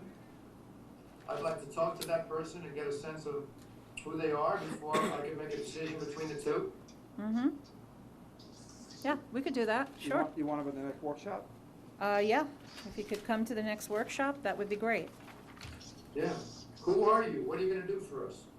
All right, those are some good questions. So I want to make it clear, we're not going to have a resolution at the next board meeting to expend any funds, No, correct? no, we're not there yet. All right. Yeah. No, we have to, maybe next workshop, have that person come in. Yes, I'll invite him to the next workshop. Thank you. All right, thanks, Nick. All right, and then August 3rd, we have a few things already on the agenda. Motion to open the public hearing to repeal local law number 2 of 2020, sewer rents, and also resolution repealing, oh my goodness, adding Article 3, Section 38 to Chapter 155. So you know, that will be on the August 3rd meeting. I just had a few things I wanted to mention. One of the things is Cortland Engine Company is having their annual bazaar. August 21st is the parade, so I just want to let the board members know. At 6 o'clock is the kickoff. The lineup is going to be on Bannon Avenue, taking a left down Kings Ferry Road to the Montrose or the Cortland Engine Fire Department. I will be able to, did we get the other quote that we needed to for the Circle Rehab project? Because we've been getting quotes for the Circle Rehab project, and we've gotten in the other quote. There was no additional quote, so the quotes we have, I'll be able to email the board tomorrow. Okay, We were waiting for today to see if we got any more proposals, we didn't get any other ones. okay, all right, okay. Teresa, what was the date for that? August 21st. Isn't that the Montrose, not Portland? That's well, they call it Cortland Engine, but it's the Montrose, it's the Montrose Firehouse. Can I take the opportunity just to say I will be out of town from Okay, August 13th till August 28th okay, for, if it matters to anybody and they want to jot it down, which just encompasses one workshop, I guess. yes. The other thing is, we've had a pavilion request to open the pavilion on the weekends. I personally think the pavilion should be open on the weekdays and weekends, and I don't know if you had time to talk to Shane today about opening, you know, I mean, the highway department Monday through Friday could just leave it open, and then the police can come later in the day just to put the lock on it. Yeah, I didn't talk to him yet, I want to see what the board want to do tonight, and I'll talk to him tomorrow, that's the direction of the board, Okay, yes. all right. Why was it closed? It's been closed for years, right, Bob? Why? Because when I was mayor, we opened it up. We left it open, and the police were to close it at night, Yep. and the DPW is to open it during the day. I can't answer that question unless. What were the issues? Bob is saying, I know you can't hear him, but there were some issues. There was some destruction down there to the picnic tables, and what were they doing? They were doing the wheelie things over, they were doing ramps and, which, the bad part is there's not somebody there watching it all the time, but there was some destruction.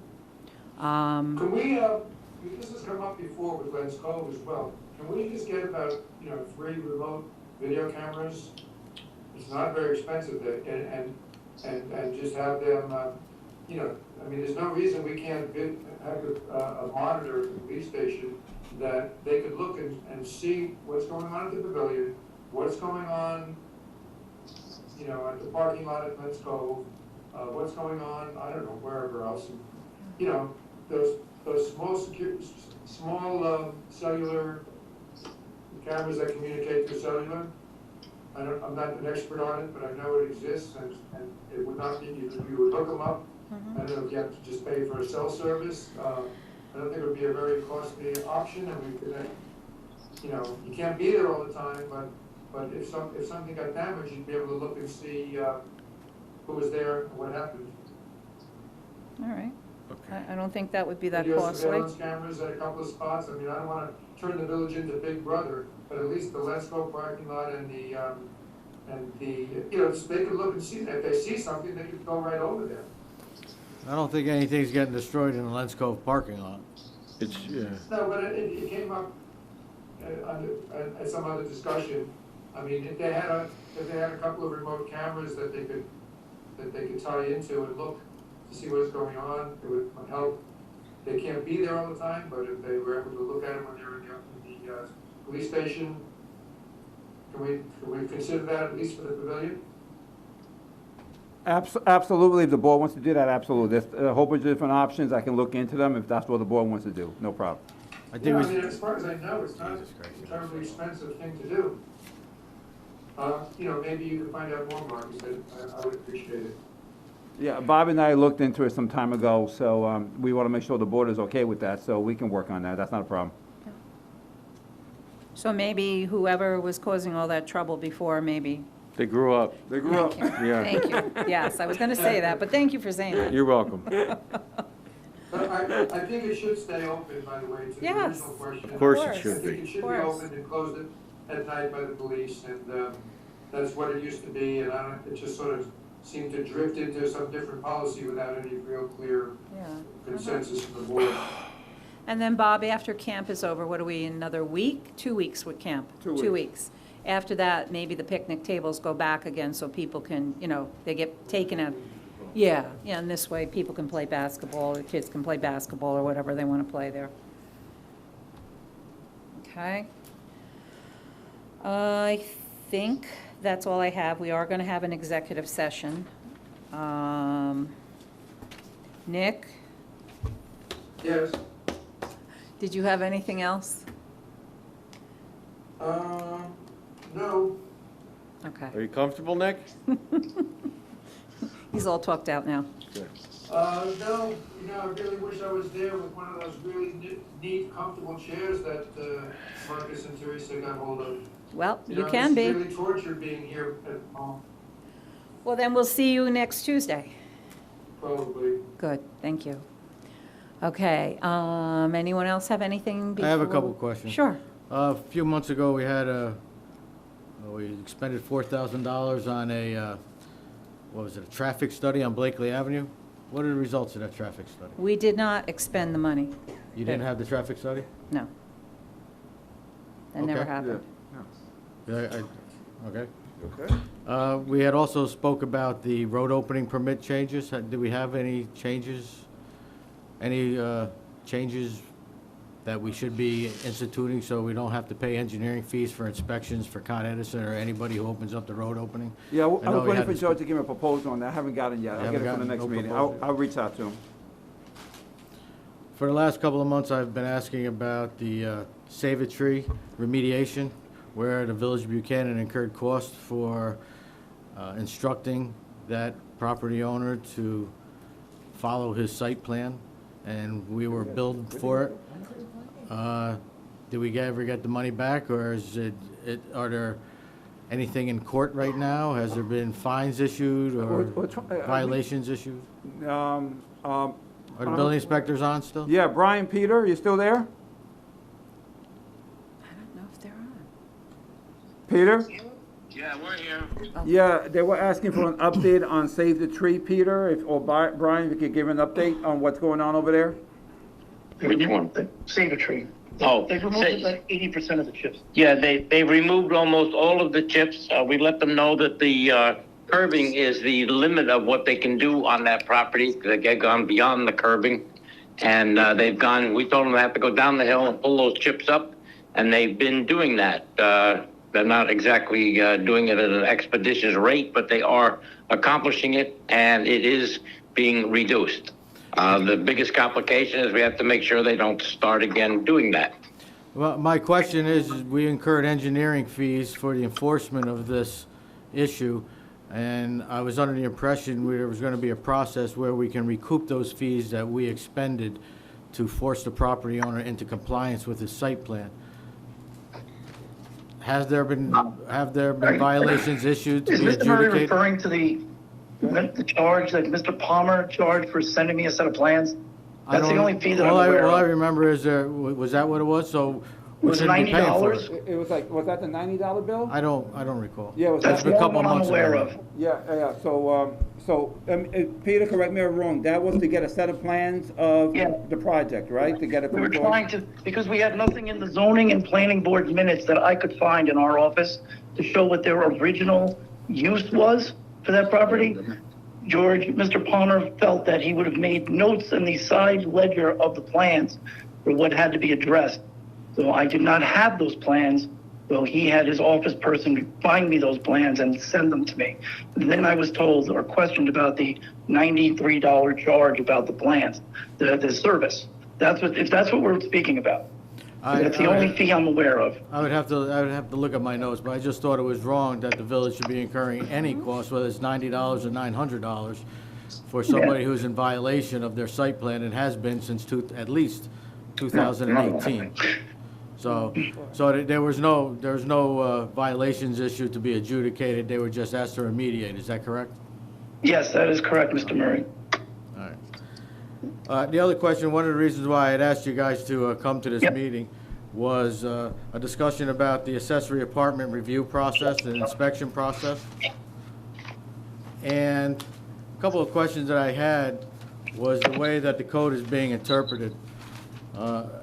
It's come to my attention that any accessory apartment under the interpretation of the law during the inspection has to come up to the current building code standards of New York State. Is that correct? A minimum standard, yes. So the accessory apartment has to be at the minimum standard, but the adjoining structure or any other structure in the village of Buchanan doesn't. We're not inspecting the other structures. I wish we could, but that's not what the code permits. We're only there to inspect the accessory apartment, not the main structure. So whenever a code is changed within New York State, the only people that are required to adhere to the code are accessory apartments and new construction. The existing structures are not required to do that, correct? It's not requiring it in the code, but that's the New York State code, not New York City. No, we're not permitted to do that. I wish the board would write an ordinance or change the zoning that we could inspect the entire building. I think that would be wise. Well, I don't mean... There's no point in having an accessory apartment meeting the standards, but the house itself, it's adjoined, it doesn't. Well, I think we're going above and beyond what the legislative intent of the inspection code was. Okay, well, you had asked the question. Yes. And the answer is no. We are not inspecting the primary structure. I understand that. I believe the inspection process as it was written and the legislative intent when it was written into the code for accessory apartments was to determine if the accessory apartment was being used in the same manner and purpose, that there were not more than two people to live in the structure, that the primary residence of the homeowner is still in that structure, that they didn't have increased parking or any of that. I think that making 40 or 50 people bring half of their house up to a New York State code is not only arduous, but it could be deemed as malicious compliance. I think we should be suspending the inspections until we change our code. Yeah, to we're take out talking structures. minimum codes here. We're Yeah. not talking anything that's arduous, but again, the current code in the village does not allow us to do that, so it's kind of a moot point. Well, an example I would use is when New York State changed the egress of a window. It basically eliminated the ability to have wooden windows because the sash was 2 inches. Everybody had to go to vinyl windows to get an egress. So using that as an example, anybody who had wooden windows in an accessory apartment now would be forced to change it, where nobody else in the village of Buchanan would be forced to do it unless they were doing replacement or new construction. New York State codes... Replacement windows may narrow the window down by 2 inches or so, but most windows meet the standard, whether they be vinyl, replacement window, a wood window, a casement window, they all can meet the standard and normally do. You'd have to be on the edge of having a window that was wood that met the standard, and when you went to vinyl, it would be again, maybe up to 2 inches or less, narrower, but, that's a very rare case. Well, I have not seen that as of yet. I'm not saying that you will, I'm saying that's just an example, because New York State codes change every year. Do you agree with that? No, the village code says every year for the apartments. The New York State code does not address anything in a 1 and 2 family or an accessory apartment, which they don't even make mention of. It would have to be 3 or more families for a New York State code to be inspecting the property. That's not what the code, it says building construction in New York State Uniform Code of Fire Protection and Building Code, as well as other applicable regulations. So, am I Very to? difficult to hear. Yes, we speak a little bit. Oh, you having a hard time hearing? I'm not hearing what he's saying. Oh, okay. He's So gonna, what- he's gonna what- repeat it. Okay. What I'm saying is, maybe you could verify this for me. When you're doing the inspections on the accessory apartments, is it a requirement that every single one of those apartments are up to date to the current New York State building and fire codes? For the accessory apartment, yes, those are mandatory upgrades, such as smoke detectors, carbon monoxide detectors, GFCIs by the water. Those are mandatory things. Well, Yeah, common hallways require fire doors. This is a basic stuff. okay. And it's not new, it's quite old. I understand that. So whenever the New York State code changes, the only people within the Village of Buchanan that have to change their structure to the new codes are the ones that have accessory apartments or new construction. Is that correct? Basically, new construction, additions, alterations, all of those would then fall into that category, not just accessory apartments or new ones. So there are many residents in the Village of Buchanan who have lived in accessory apartments longer than the homeowner. Why is the property owner being held to a different standard than the other property owners? Because he chooses to have an accessory apartment, and he has to meet minimum standards. If he doesn't choose to meet minimum standards, then don't sign up for an accessory apartment. And they have options. They can do what they choose to do. But if they choose to have an accessory apartment, we must make it mandatory for minimum requirements to keep those parties that are sleeping and staying there safe. Well, I understand that and I appreciate that. The code says a reasonable state of repair and modernization, okay? So I would like to propose that we suspend these inspections of the accessory apartments until we can reinterpret the code, because I would like to see in the code to say an accessory apartment shall be permitted only where structures on the premises are in reasonable state of repair and modernization, and where all new construction undertaken for accessory apartments shall be in compliance with Chapter 67. I would like to remove structures and any from the code, because I think we're putting an arduous standard on property owners. The New York State code changes all the time, and if we're not forcing the rest of the property owners within the Village of Buchanan to adhere to new up-to-date codes, I don't see why we should be discriminating against accessory apartment owners. We're not asking them to adhere to brand-new codes for an already legally existing structure. What it is these accessory apartments are no longer legal. So they're being they're being inspected to make certain that they meet minimum standards.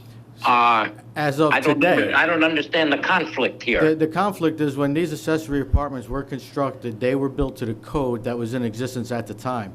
I believe the village is interpreting it now because there has been such lax enforcement of our rules that everybody is now illegal, and in lieu of going to the planning board to start the process over again, I believe the inspection process is forcing people to come up to today's code, not the code that they were built at, not the code that every homeowner had to abide by, not the code that everybody has to abide by now, but the new ones that have changed over the years. Many of these apartments are 20, 30, 40 years old, and they've been in existence since then.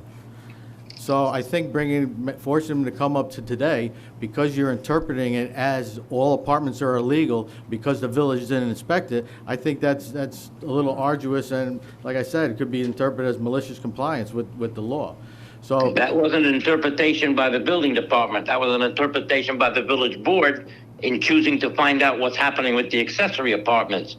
These were the mandates that we were given. If the board on that mandate asking us to recover these items that have not been inspected, fine. Tell us not to do it. That's a wonderful thing. But this is not a mandate or any idea that the building department or myself has come up with. You asked us to meet minimum standards on these units because they haven't been inspected in 5 years or 7 years. And that's what we're doing. If you don't want us to inspect them, fine. I'm just afraid that if they don't have smoke detectors and such like that, carbon monoxide detectors, and you lose a life, somebody is going to sue somebody because they weren't inspected and they weren't made to minimum standards. But if that's the option that you choose to take, fine. I'm not here to argue with you about it.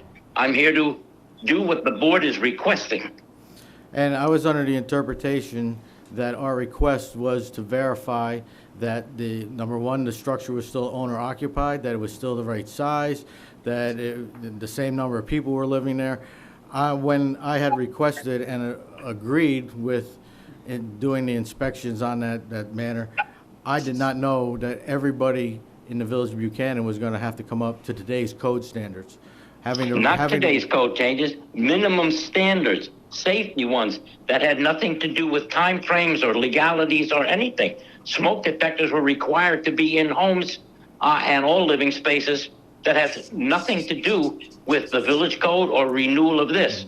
When we do a compliance inspection for a house that's coming up for sale, nothing to do with an accessory apartment. If they don't have smoke detectors, they have to put them in there for us to give them a CO. This is minimum safety standards. This is not calling out anything against someone with an accessory apartment, an onerous inspection. These are minimum standards. If they were to sell the house, we'd have the same condition.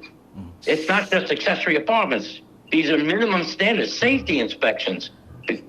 I think you're misinterpreting this. Can you explain to us what a minimum standard is? So, like, when you go in, what do you look at the minimum standard? I know you said the GFI, the outlets. Yeah, GFCIs, so that they don't electrocute themselves by the stove. Okay, or the bathroom sink. Things such as that. If they have windows that are right next to a shower or in a staircase where you could bump the window, hit the window in the staircase, that's supposed to be some type of safety glass, tempered glass or film on the window. There's supposed to be carbon monoxide detectors on every floor of the units. There's supposed to be smoke detectors in every bedroom and outside the bedroom. These are minimum standards that we look at every house for. This has nothing to do particularly with accessory apartments.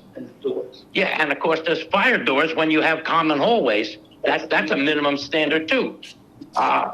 So I don't see exactly where we're going with this. So a fire door? This is not just applicable to accessory apartments, it's applicable to every house. Okay, so a fire door. So explain that. Is that has an hour rating? Is that what a fire door is? Yeah, hour rating, a very high rating. 20 minutes is acceptable by the state. Okay, where is that required? Where are fire doors required residentially? In a common hallway, when you have more than one entrance to two different units. There have been cases in New York City where there was a fire in one unit. They didn't have a fire door. It went into the hallway, and the next thing you know, 6 floors of a building, 5 or 6 people died because they didn't have a fire door there. Is that applicable to only to multifamilies, or is accessory apartments, if there's a common entrance with 2 separate doors after that? Yes, it has to do with a common hallway that enters more than one unit. If you have a hallway that enters one unit, no fire door required. But when you have a hallway that has 2 doors, right, or 3 doors, or 4 doors, or whatever it may be, in an accessory apartment, it would only be 2. Those doors are supposed to be fire doors. Oh, sorry. Nick, he was still talking. Could you repeat your question? Yeah, I thought that, I didn't realize it. I'm sorry. I was gonna ask, if you have an accessory apartment or a 2-family, and each unit has their own separate entrance, then it doesn't apply. Correct. It only applies with a common hallway. I have my house, I did an addition about 10 years ago and had to have the, get the C of O and electrical inspection and everything. And at that time, I had to replace some battery-powered smoke, I had to come up to compliance because New York, the law requires hardwired smoke detectors, and I had to replace battery-powered ones. And I did that. I think it adds to the safety of my house. I think it adds to the value of my house. When some of these changes to regulations are made, the purpose is safety, and there's not a immediate requirement that everybody in every house has to do this. But if you do something that requires an inspection, like an addition, or if you do new construction, and if you're putting, or to my book, if you have an accessory apartment, then you open yourself up to inspections and you have to meet these requirements. It's a safety issue. Yes, Yes, exactly that. yeah, that would be correct. I'd be totally against suspending these inspections that we thought so much about and decided that we wanted to get a handle on, the purpose is to get a handle on accessory apartments. And, and one of the things that we need to do to sort of make sure our legal apartments are legal and work towards eliminating illegal apartments. I think it's an important thing that we keep it going, as we discussed when this came up a lot last year. Sure. I would agree with you.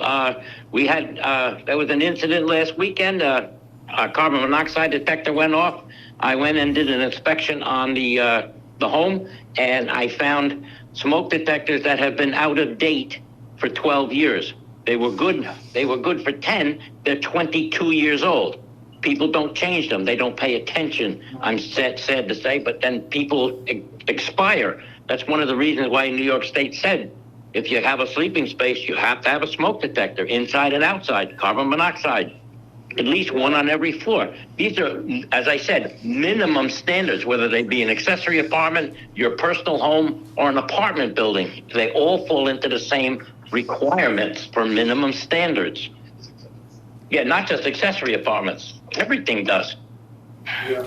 Well, I just think we're singling out a certain segment of the population who has been trying to follow the law, who has been registering, who has been complying with everything.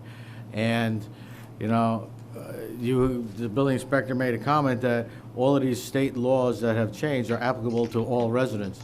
And I'm sure... No, not all of the state laws, oh my goodness, no. These are the mandatory ones. Like in a pool, you have to have 2 suction vents at the bottom of the pool. Why? Because people got stuck there and they died. It doesn't mean that, I don't ask all of this for people that have pools, because we're not inspecting that.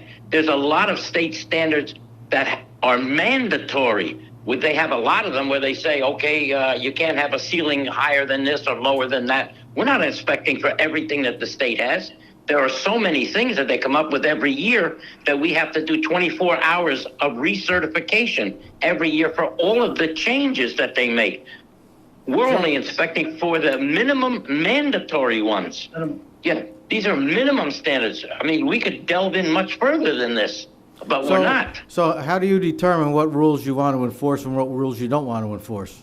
It's not a question of wanting to or You not. just It's said a you had minimum to- standard from the state of New York. We don't have a choice on it. You just said that you have to choose which rules and laws you have to follow because all of them are so arduous. So what? No, I'm not saying, well, we have to choose. Okay. We're I only must have misheard you. I'm sorry. required to make sure that the minimum standards, there are lots of standards that get put in every year. We're not asking anybody to apply to them unless it reflects what they're choosing to do in the home. If they're changing staircase angles, we got to make sure that that's properly done. If they're putting a second floor on, we got to make sure that it's properly framed. There's a lot of things that we have to do that they change constantly. We have hurricane ties that have to be put in because after roofs got blown off in hurricanes, that has to be done. That's a standard that applies when you rebuild a house or you add on to it. We're not inspecting for everything that the state code comes up with on a yearly basis. We're expecting for the minimum safety standards. That's all we're doing. We're also not just walking into every house in the village. Somebody has to do something to trigger it.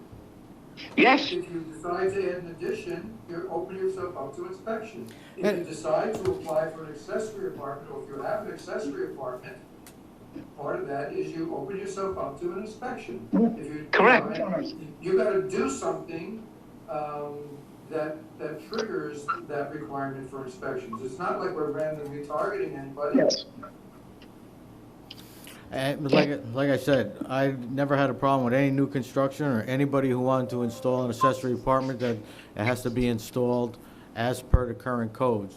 What my problem is for the ones that have been around for 20, 30 years, making them do everything because we haven't followed up with it. It kind of puts an avalanche on some homeowners. And to me, that's just not right. That wasn't the intention that I had in my head when I had suggested that we do it this way. Okay, well, when someone, passes away or dies as a result of not having a smoke detector, an operational smoke detector, one that's valid and functioning, and in a fire, we have problems. We have big problems. Listen, We're asking again for things like smoke detectors. Listen, This is not onerous on them. These are safety the fire requirements. department? Okay, I If will. people don't want to put smoke detectors in their own private home and something happens, I don't think their insurance company is even going to cover them. They have. These are standards.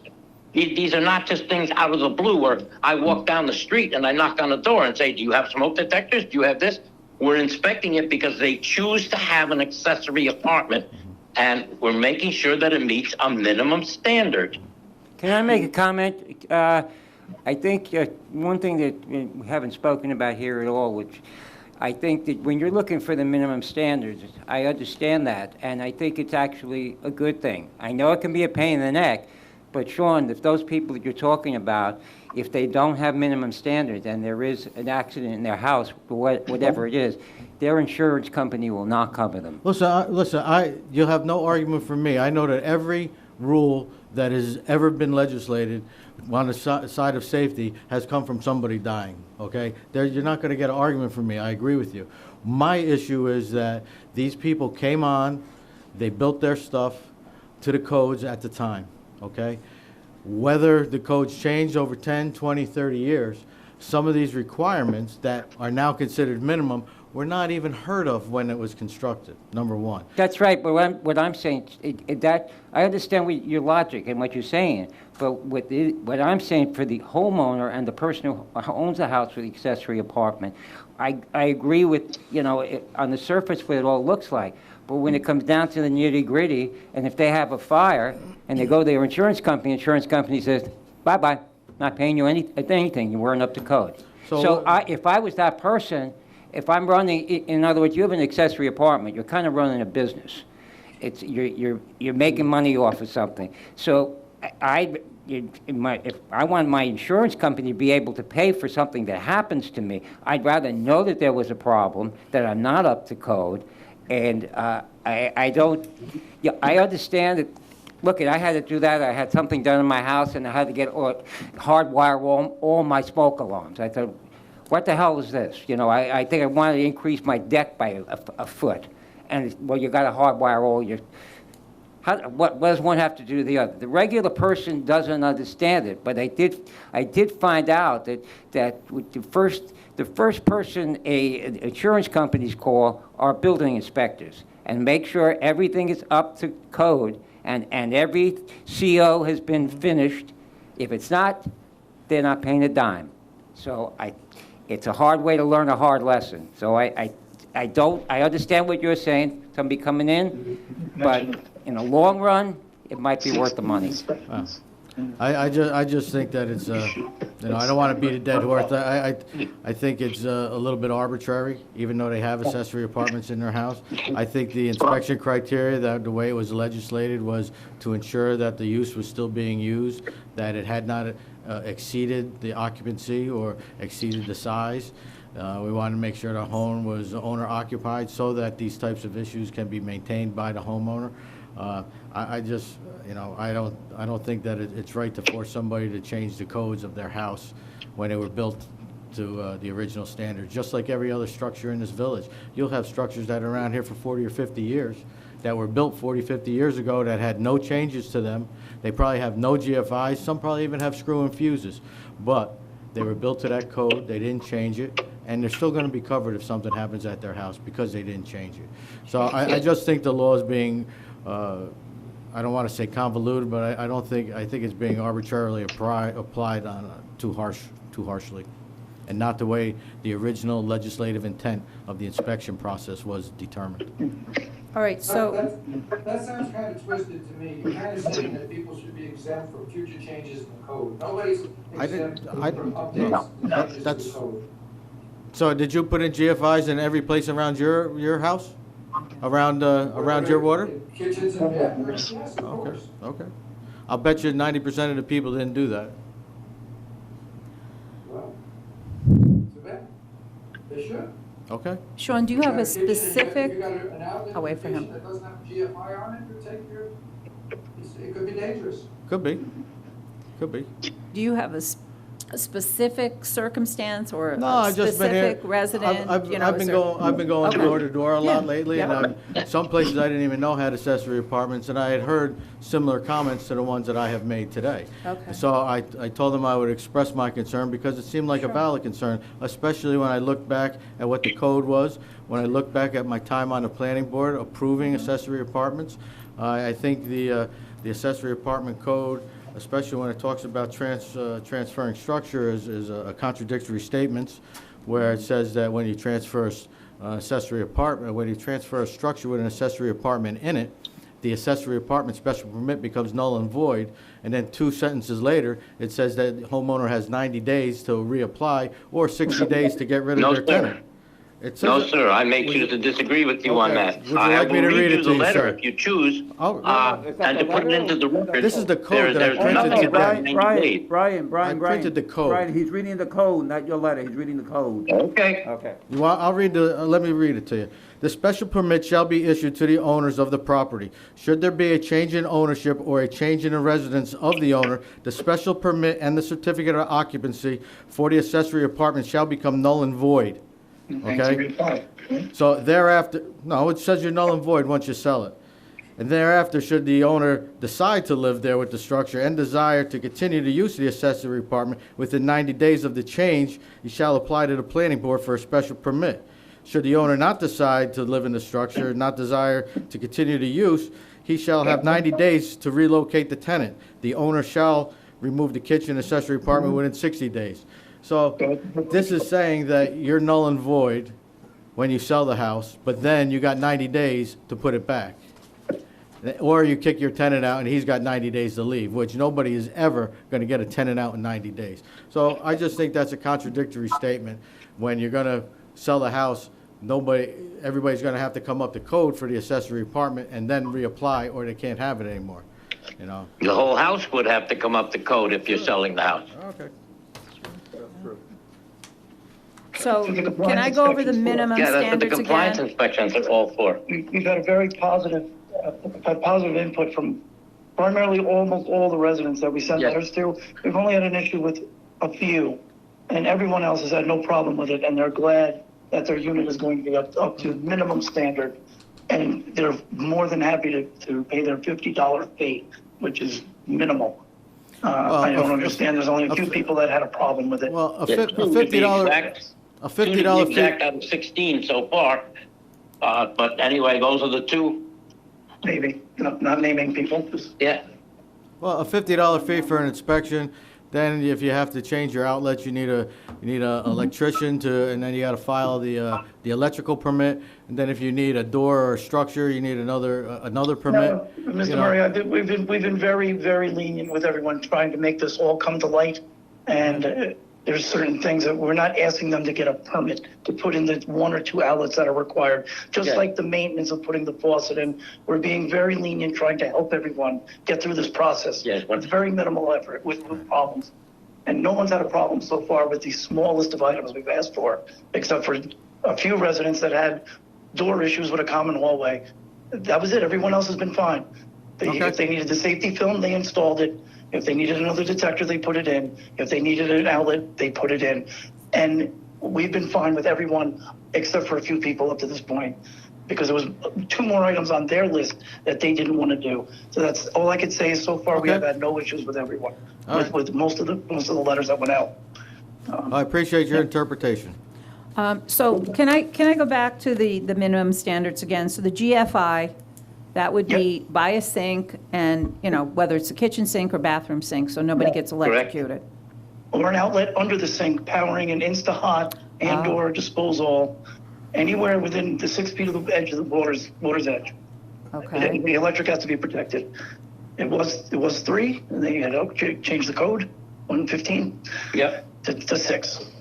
okay. But those are minimum items. And that, smoke detectors, carbon monoxide Right, the detectors. smoke detector, and carbon the battery monoxide, type, I think we all get them. Detectors are no longer legal, 9 period. volt, 9 volt. 9 volt and AA batteries and all that, they're not legal anymore. Oh, So they okay. would have to be updated anyway. And if you take out a permit in Westchester County, that is one of the requirements that we go through. It has to meet minimum safety standards, which goes right back to the GFCI outlets, the safety glass, and the smoke detectors. Yeah. And the other thing that's another issue, and again, some people were upset, but they understood, over a fuel-fired appliance in the mechanical room, you have to have fire-rated sheetrock, Sheetrock, right. 3 feet around the perimeter of the unit. So if there is a fire in that unit, it's not going to set the floor on fire. immediately. And it's And 5/8 so far, we've sheetrock? had 17 units that did not have that, and they were happy to put it in. They didn't realize they didn't have it. Yes. So It's the minimum, you know? can I ask you about the solid door, the door thing? Fire So door, 20%. if- Sure. If the person has a hollow door, that's out, but what if they put in a solid door? A solid door that meets the 20-minute rating is completely acceptable. It just has to meet the rating. And self-closing hinges, by the way. Yeah, and self-closing hinges on apartment doors. Because again, and there are incidences where the people ran out of the apartment and left the door open and the fire went out into the hall and then went up all 6 stories of a building that I'm aware of. And a lot of people expired as a result of that. The doors are supposed to close themselves. They're also supposed to latch, in a common hallway. Yeah, just only in a common hallway. Yeah. All right. You know, I know when we discussed this, we were concerned about the health and safety of people living there. So obviously, I think the smoke detector, carbon dioxide detector, that's a given. The GFI, that's another safety issue. The hallway is, the door thing is new to me, with the self-closing door, but I would assume if somebody wanted that fire rating, they could just go to Home Depot and perhaps buy a solid door. Of course. And that should give you, I think that would give you a 20-minute rating, but I guess you would have to look on the label on that. But the self-closing thing, I There's a didn't label that know. comes out when you purchase it. You can get a door for Okay, 20 minutes, all right. half hour, 45 minutes, 1 hour, 1.5, Okay. 2 hours. All They right. just cost more money. Right, Yeah, it's a sure. manufacturer's standard that they Okay. have placed onto the door. New York State is accepting 20-minute, which is about the lowest standard there is. Okay. Yeah. It used to be minimally an hour. Yeah. Used 90-minute doors. Yeah, it used to be 90 minutes too. It's down to 20 minutes now. Okay. So those minimum standards, those are the things that you look for, other than the hallway glass by the Yes. Yeah, staircase? those are the things we look for. So those are the things. Those are minimum standards, and that's what you're looking at. Correct. Yes, Mayor, yes. That's correct. I don't know. I just think it's a safety As issue. the inspector said, most people welcome the information and want to have safe and upgraded units. There's going to be some people that are annoyed at the inconvenience. Everybody's different. But we got to treat it in terms of the best general good. We can't be treating it based on a couple of people that complain when hundreds of other people are going to just have safer units. Yes, Yes. It's the general good that counts. sorry. General goodness, yes. Yes. General standard. Goodness, you remember him? No. All right, what else do you have, Sean? No, I was just curious what else was going to be on the executive sessions. There's nothing listed Just there. personnel. That's personnel? We're going to talk about a personnel issue. Okay. Yep. Can I ask, are we needed any longer at this point? Any other questions for the building inspectors? Just wondered, I didn't get last month, did you guys submit a list of violations that were issued? I don't remember if I got one. Will you be submitting one this month? And if, I mean, the monthly report? yeah, was there violations on there, or, I didn't see any violations, all I saw There may was not have quarter- been.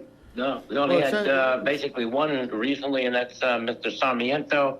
And there's another one as a result of a smoke detector failure over on Lindsay Avenue. That's That's the correct. fire department. That's current. But as of the prior month, the 9 or 10 items that we discovered, the people resolved it without having to formally write a violation to them. Okay. They took care of it immediately. Yes. Yeah, we got a very good response when there was a problem found, and they reacted, responded, and we were fine with that. It was not a necessity to write a violation or an order Okay. to remedy. Were you requested by the fire department to go to that carbon monoxide call? No, I was not, and I asked the fire chief. I was not called, and they said basically they did not realize they could call me. It's a procedural issue. Yeah, it's a procedural issue. Otherwise, I would have been there. That's not a problem. We've resolved it since. Yeah, we resolved that since then. Once I found out that he didn't have a contact, I'll give you my contact. Here it is. Police department has it. Call us. You know, I'm available. Okay, thanks. That's all I have. Thank you, All right. Peter and Brian. Thanks for Okay. coming. Thanks, guys, have a good night. All right. Yes, you too. Thank you. Have a good night now. Good night, everyone. Thank you for your Good time. night. Bye-bye. Okay, ready to go. I'd like to make a motion to go into executive session to discuss a personnel issue. So moved. Second? All in favor? Aye. Aye. Okay.